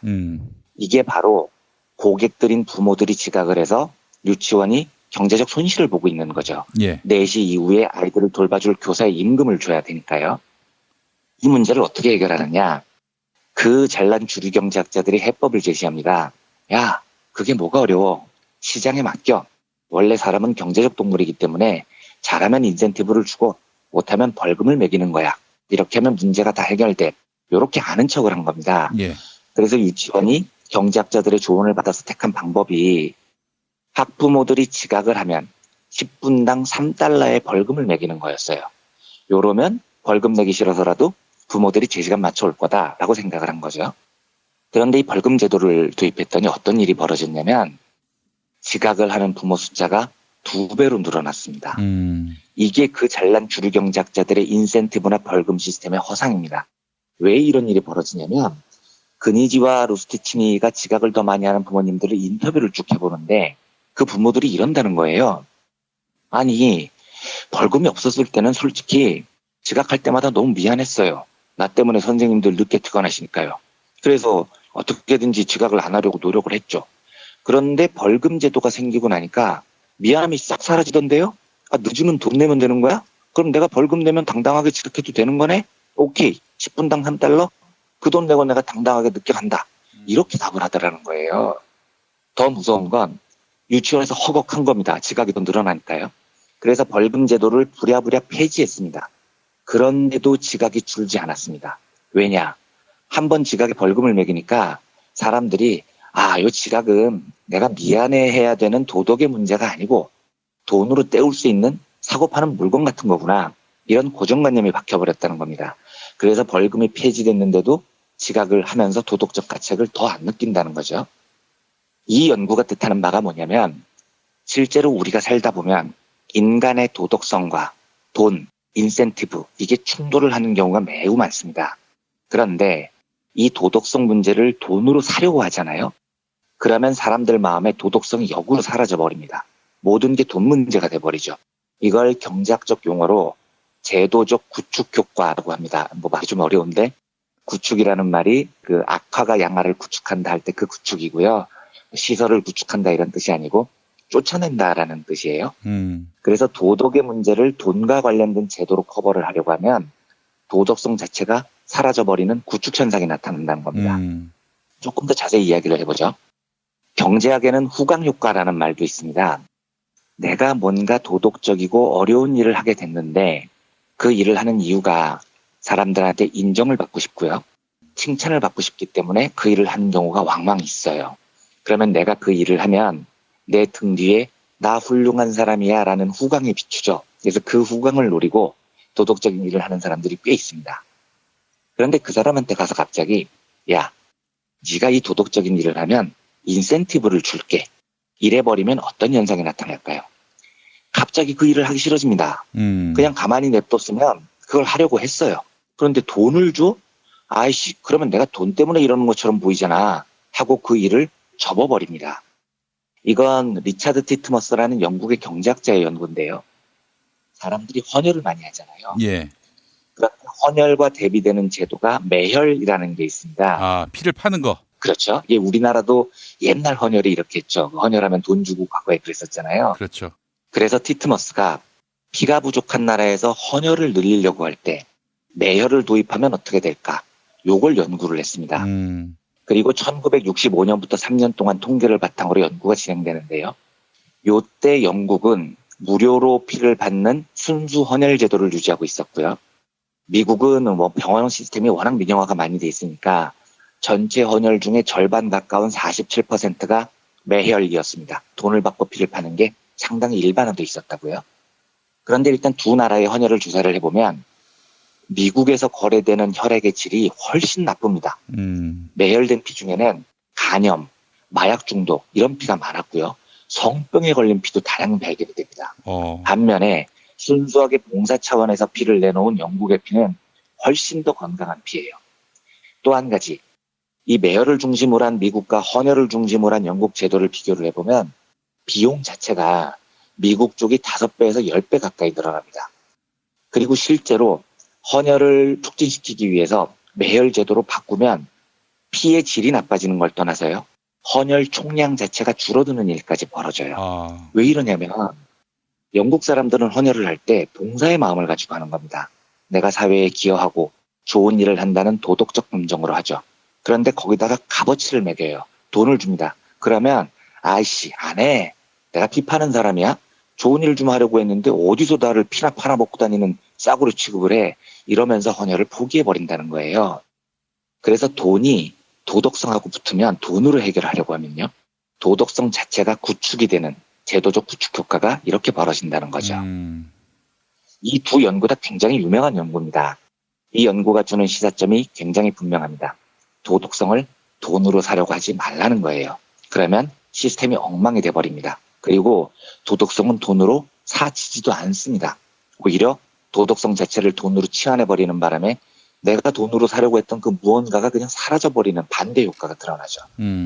대한항공이 지금 이 짓을 하고 있는 겁니다. 갑자기 13년 만에 노동자들에게 인센티브를 몇백만 원 주겠다. 이게 뭘 뜻하겠습니까? 돈 줄 테니까 조양호퇴진 투쟁 좀 그만해 이거잖아요. 예. 그러면 사람들 반응이 어떻냐? 야, 돈 받으니까 좋다. 이제 투쟁 그만하자. 이럴 것 같습니까? 대한항공 노동자들이 지금 벌이는 투쟁은 매우 도덕적인 투쟁입니다. 그런데 그걸 돈으로 사려고 하면 뭐? 인센티브 준대? 얼마 준대? 300 준대? 참나. 야, 나를 매수하려는 가치가 300이야? 오케이. 내가 그 300 오히려 내가 낸다, 씨발. 내가 300 낼 테니까 조양호 너 당장 꺼져. 이렇게 돼버리는 겁니다. 그러니까 어제 브리핑에서 김보영 아나운서가 말씀하신 대목이 그거예요. 직원들 반응 중에 회장 가족이 퇴진하면 경력금을 반납하겠다라는 직원까지 나왔다. 이렇게 소개를 해주시던데 이게 바로 그런 겁니다. 300 준다고? 안 받아. 내가 그거 내놓을 테니까 네가 꺼져. 이렇게 돼버리는 겁니다. 헌혈을 늘리려고 돈을 주는 행위. 이게 바로 조양호 편을 들어주세요. 그럼 돈 줄게. 이런 태도인 거죠. 예. 그런데 실제로 매열을 시작하면 피의 질도 떨어지고 헌혈의 양도 줄어들어요. 조양호가 노동자들에게 돈을 매기면 조양호 편 드는 사람들 숫자는 제가 장담하는데 훨씬 줄어듭니다. 그리고 편을 들어주는 놈들이 있다고 해도요. 그놈들은 마약 중독자의 피, 성병 걸린 사람들의 피, 이렇게 돈에 꼬이는 쓰레기 같은 놈들만 조양호한테 달라붙는 겁니다. 그러면 노동자들이 보기에 조양호한테 반대하는 분노가 더 커지겠죠. 투쟁의 새로운 동력이 생기게 됩니다. 그래서 도덕성을 돈으로 사려는 시도는 대부분 실패합니다.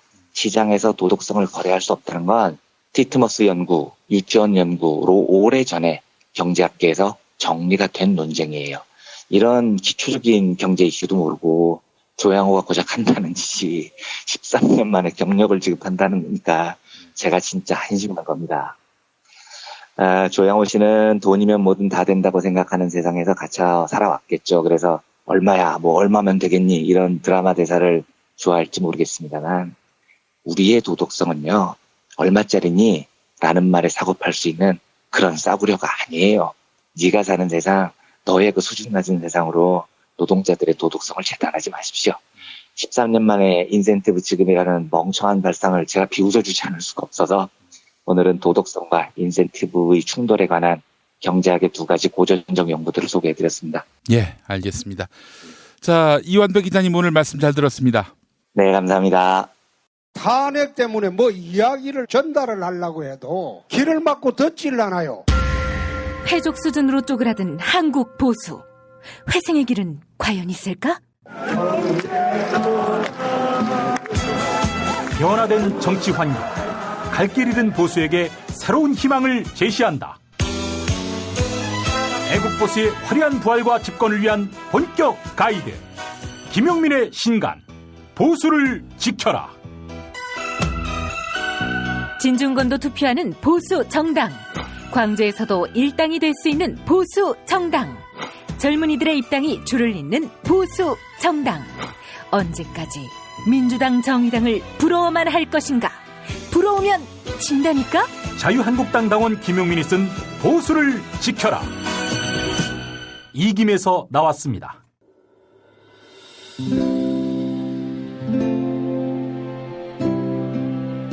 그러니까 목사님은 우리 남북 관계에 있어서도 큰 정기를 마련해 주셨습니다. 늦봄 문익환 목사 탄생 100주년. 민주화와 통일운동을 위해 11년 4개월간 옥고를 마다하지 않은 행동하는 양심. 오늘 우리가 누리고 있는 이 민주주의 또 문익환 목사님 덕분이 아주 큽니다. 그가 24년 동안 살았던 서울 강북구 인수복로 통일의 집이 6월 1일 문익환 통일의 집 박물관으로 거듭납니다. 사람들이 이렇게 항상 북적북적 이렇게 했던 공간이라 아버지한테만 아니라 우리 모두들한테 굉장히 큰 의미가 있는 통일의 역사를 기억하며 통일의 길을 모색하는 문익환 통일의 집 박물관 기념사업 추진위원으로 함께해 주시겠습니까? 이건 단지 어떤 유가족들의 유산이 아니라 우리 시대가 가지고 있는 유산이기 때문에 자세한 안내는 포털 사이트에서 문익환 통일의 집을 입력해 주세요.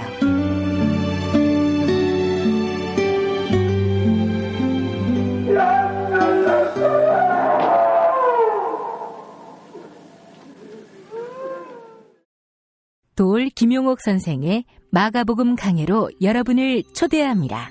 이 마가복음이라는 게 대단히 중요합니다. 왜냐하면 복음서의 원형이기 때문에. 원형. 매주 일요일 아침 11시 서울 서대문구 충정로 20 서울 지하철 충정로역 9번 출구 앞에 있는 벙커원에서 도울과 만나세요. 율법을 믿으시겠다고? 신약이 율법의 완성이라고? 얼어빠질 그따위 기독교 내 입 앞에서 제발 입도 뻥끗 터지지 말아요. 그런 소리는. 벙커원 교회 일요일 예배를 겸하는 이 자리. 도울이 진리와 생명이었던 예수를 원형 그대로 복원합니다. 그 십자가를 과감하게 걸머지고 돌아가신 예수를 말하지 아니하고 믿으면 너는 금방 축복받을 만 남았다. 이게 한국 목사들 99%의 거짓말 설교예요. 도올의 마가복음 설교는 따로 녹화 녹음되지 않으며 현장에서만 만나실 수 있습니다. 이제 금요일 방송분 함께 하시겠습니다.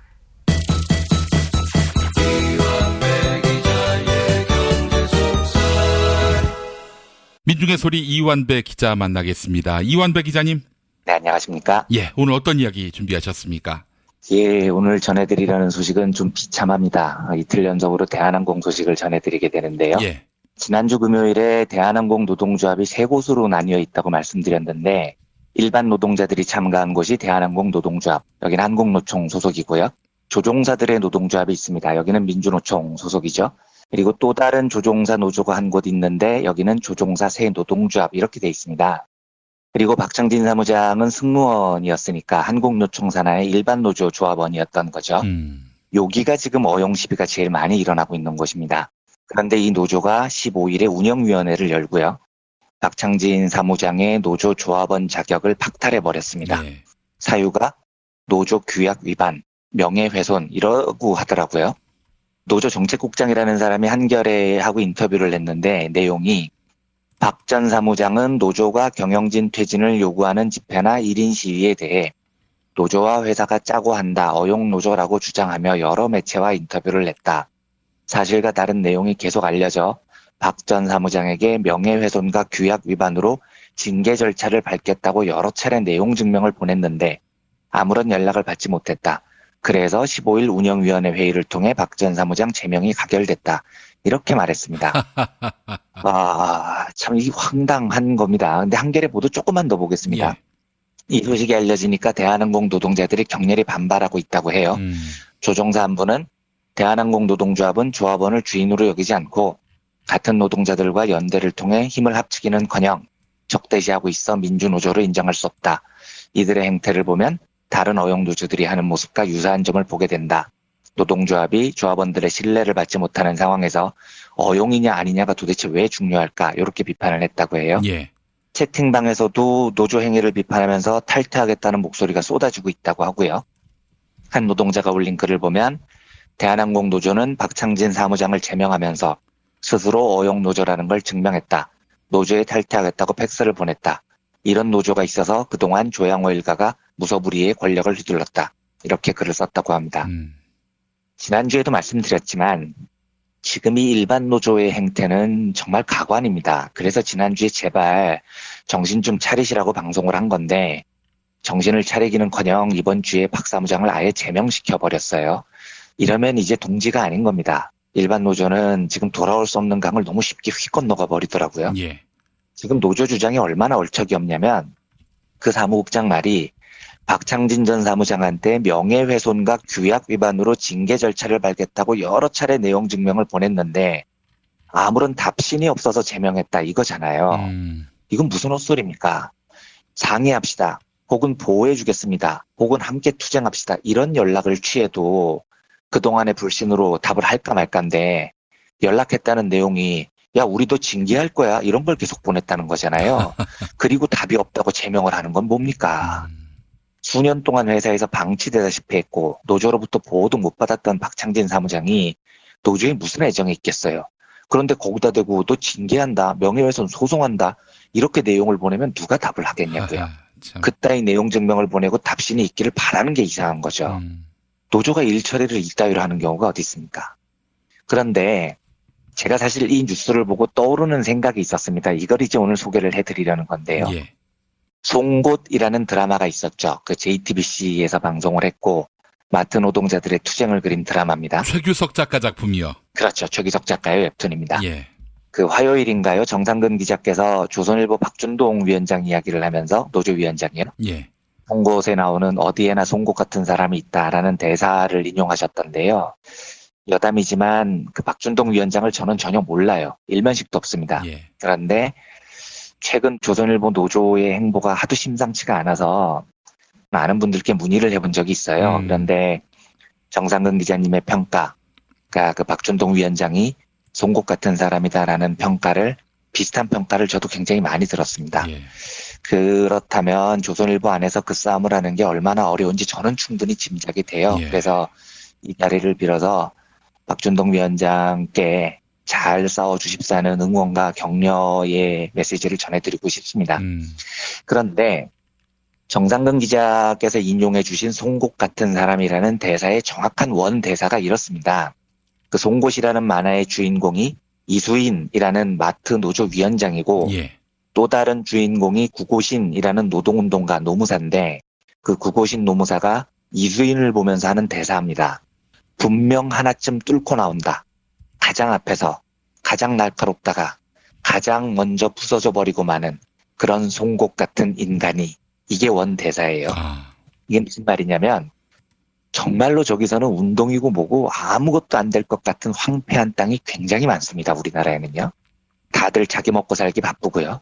자기가 살기 위해서는 동료들을 음해하고 진짜 그 안에 있다 보면 정의, 의리 이런 건 개코도 없는 사업장이 한두 곳이 아니에요. 그런데 그 황무지에서 분명히 하나쯤 뚫고 나옵니다. 그리고 그 사람은 제일 앞에서 제일 날카롭게 싸웁니다. 그런데 저는 구고신 노무사의 대사 중 정말 슬펐던 대목이 마지막 대목입니다. 제일 앞에서 제일 날카롭다가 제일 먼저 부서져 버리고 마는 그런 송곳 같은 인간. 이게 저는 너무 슬픕니다. 제가 경험한 바로는 이런 송곳 같은 사람들은 휘어질 줄을 몰라요. 차라리 그냥 부러져 버리죠. 그러니까 운동을 조금 체계적으로 배웠다고나 할까요? 그러니까 선배들도 있고 동료들도 있고 이런 분들은 싸우는 방법을 어느 정도 압니다. 그렇기 때문에 물러설 줄도 알아요.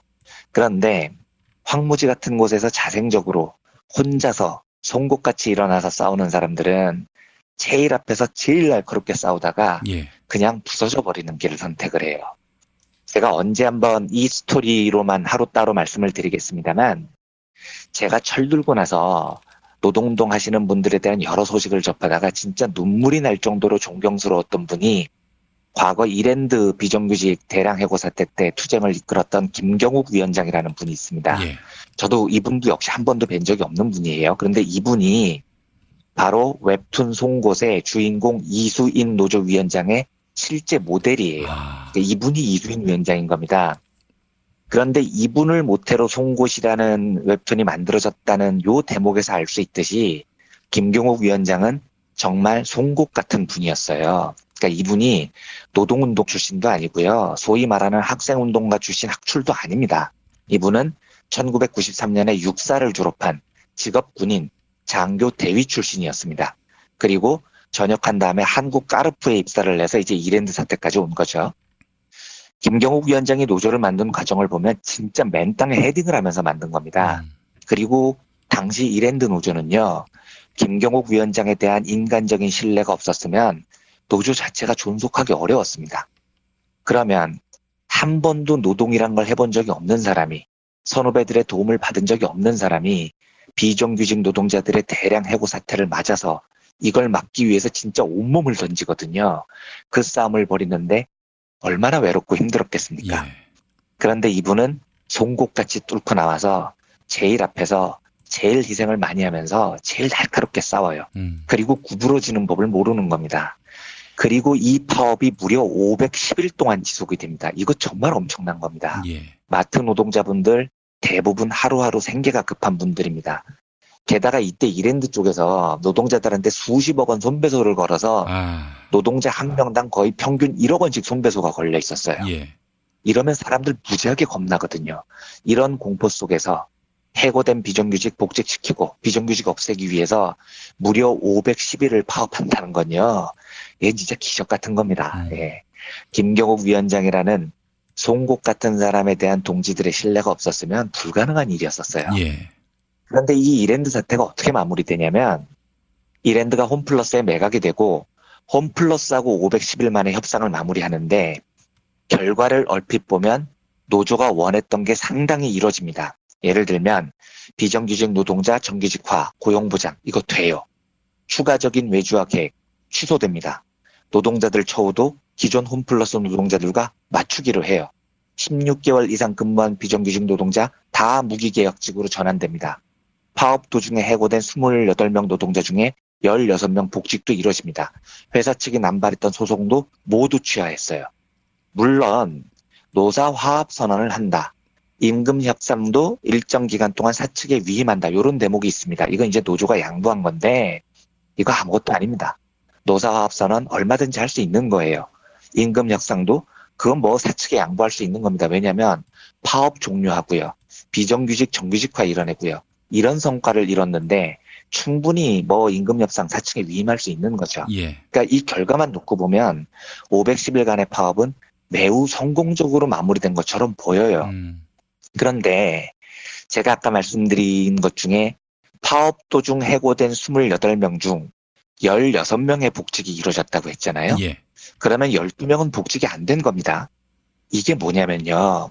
이 12명이 바로 김경욱 위원장을 비롯한 노조 지도부였어요. 그러니까 이때 홈플러스 쪽이 내건 타결 조건이 뭐냐면 좋아, 다 들어줄게. 니네 원하는 것 다 들어준다. 비정규직 정규직화 해줄게. 해고된 사람들 다 불러줄게. 다 해줄 테니까 김경욱 너만 회사를 떠나라. 너만 나가주면 나머지 파업하고 있는 180명 노동자들 살 길 우리가 열어준다. 이런 제안을 사측이 합니다. 예.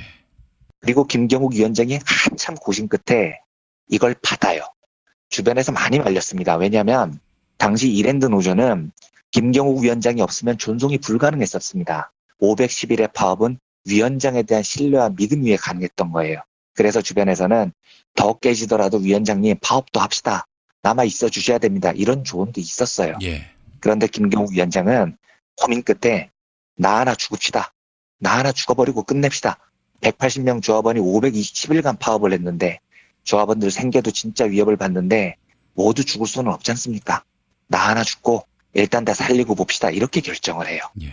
그래서 이 파업이 타결이 된 겁니다. 그러니까 이게 조직적으로 보면 그 선택이 옳았느냐 틀렸느냐 지금까지도 논쟁이 되죠. 파업을 더 하는 한이 있어도 위원장이 남아있어야 했다. 이런 의견도 지금도 있어요. 그런데 제가 봤을 때는 사측이 이걸 노린 것 같습니다. 노조 지도부를 제거하면은 이제 더 이상 분란의 여지가 없는 것이고 노조 조직력이 와해될 것이고 그런 다음에 노조 와해 작전에 들어가도 힘도 못 쓰고 사측 뜻대로 될 것이다. 이런 마음에 노조위원장이 회사를 떠난다는 조건으로 타결을 본 것이 아닌가 하는 생각이 드는데요. 100% 정답입니다. 제가 오늘 이야기 드리고 싶은 주제가 바로 그거예요. 예.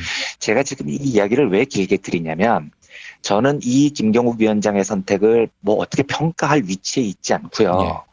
동료들의 삶을 가장 먼저 챙겼던 그리고 자기를 그냥 확 부러뜨려 버리는 이 김경욱 위원장의 결정을 정말 진심으로 머리 깊이 숙여서 뜨거운 존경을 보내요.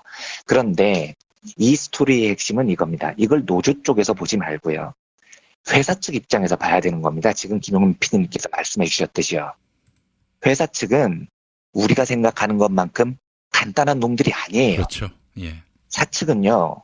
노동운동을 분쇄하기 위해서 굉장히 정교한 전술을 짜는 애들입니다. 그러니까 당시 타결 결과만 보면 노조의 주장이 많이 반영됐죠. 노조가 승리한 것처럼 보일 수도 있어요. 하지만 회사가 왜 그만큼 양보를 했겠냐고요. 비정규직 정규직화 이거 왜 다 들어줬겠냐고요. 회사 측은 그 타결에서 진짜로 원하던 걸 손에 넣었던 겁니다. 김경욱을 잘랐거든요. 제가 보기에 당시 홈플러스가 제일 원했던 게 그거였을 거예요. 뭐 다 들어줄게. 정규직화 다 해줄게. 김경욱 너만 나가. 이 제안이 얼마나 사악하면서도 정교합니까? 그런데 회사는 김경욱 위원장 성격을 아는 거죠. 야, 너 하나만 죽으면 다 살아. 이렇게 제안하면 위원장이 그걸 절대 거절 못할 거라는 걸 알고 있었던 겁니다.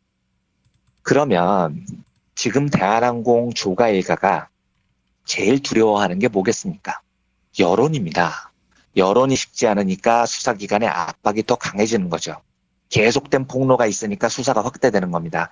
그래서 저는 대한항공 노동자들의 촛불 집회를 조가 일가가 정말로 두려워할 거라고 확신합니다. 그러면 그 촛불 집회의 중앙에 어떤 상징물이 서 있냐고요.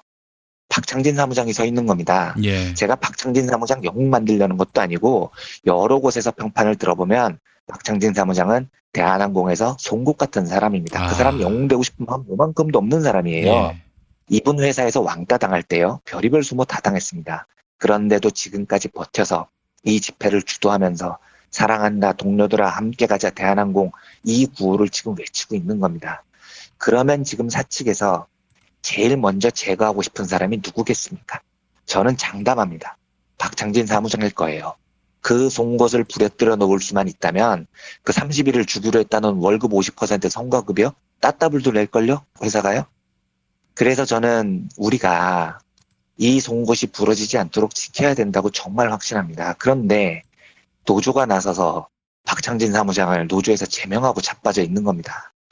이 사실 하나만으로도 노조는 사측과 싸울 의지가 전혀 없거나 완전히 빠가사리인 거죠.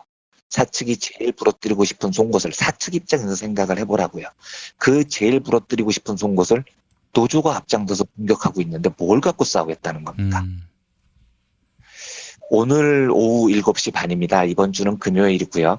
장소도 지난주와 달리 서울역이 아니고 광화문 세종로공원이라고 하더라고요. 정말 죄송스럽지만 제가 오래전부터 잡힌 일정이 있어서 저는 참석하지 못할 것 같아요. 그래서 마음이 너무 무겁고 죄송한데요. 부디 많은 청취자분들께서 관심을 가져주셨으면 좋겠습니다. 사측과 노조로부터 양쪽에서 외면받는 송곳이 있습니다. 그리고 조가 일가로부터 수십 년 동안 갑질을 당했던 대한항공 노동자들이 있습니다. 이분들을 함께 지켜주는데 가장 효율적인 방법은 촛불 집회에서 함께 싸우는 거라고 생각을 합니다. 부디 오늘 있는 촛불 집회에도 저희 청취자분들께서 많은 관심을 가져주셨으면 하는 부탁을 정말로 머리 숙여 드리면서 브리핑 정리하겠습니다. 예. 조현아 사건 터졌을 때 조현민이 언니 내가 복수하겠어 라고 했는데 근데 복수를 노조가 합니까? 조현민이 하지 않고. 그러니까요. 아, 슬픈 겁니다. 예, 네. 예. 알겠습니다. 자, 이한배 기자님 오늘 말씀 잘 들었습니다. 네, 감사합니다. 안녕하세요. 민중예술이 아나운서 정혜림입니다. 여러분, 그거 아세요? 민중예술이가 드디어 2018년 5월로 무려 18살이나 되었답니다. 와! 생일 축하합니다. 생일 축하합니다. 그래서 민소창간 18주년을 맞이해 5월 한 달간 소액 광고 모금을 하고 있습니다. 그간 갖은 압박을 이겨내고 지금까지 살아남은 우리 민중예술이에게 응원의 강구 부탁드려요. 만날 배고프고 코 찔찔 흘리던 저희 민중예술이를 관심과 애정으로 이만큼 키워주신 많은 분들께 진심으로 감사 인사드리고요. 앞으로도 변함없이 정론직필하는 언론다운 언론, 당신의 가장 든든한 친구가 되겠습니다. 소액 광고 문의 전화 1877-1264 1877-1264 민중예술이.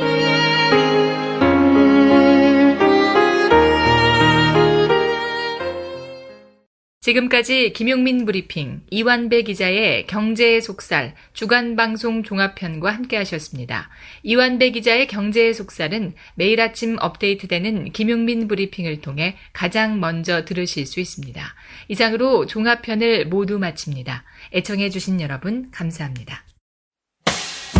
김용민 브리핑과 함께한 시간 어떠셨어요? 다음 시간에도 보다 바르고 알차며 즐거운 정보로 여러분을 찾아가겠습니다. 팟캐스트 포털 팟빵에서 다운로드하기, 구독하기, 별점 주기, 댓글 달기로 응원해주세요. 잊지 마세요. 다운로드하기, 구독하기, 별점 주기, 댓글 달기.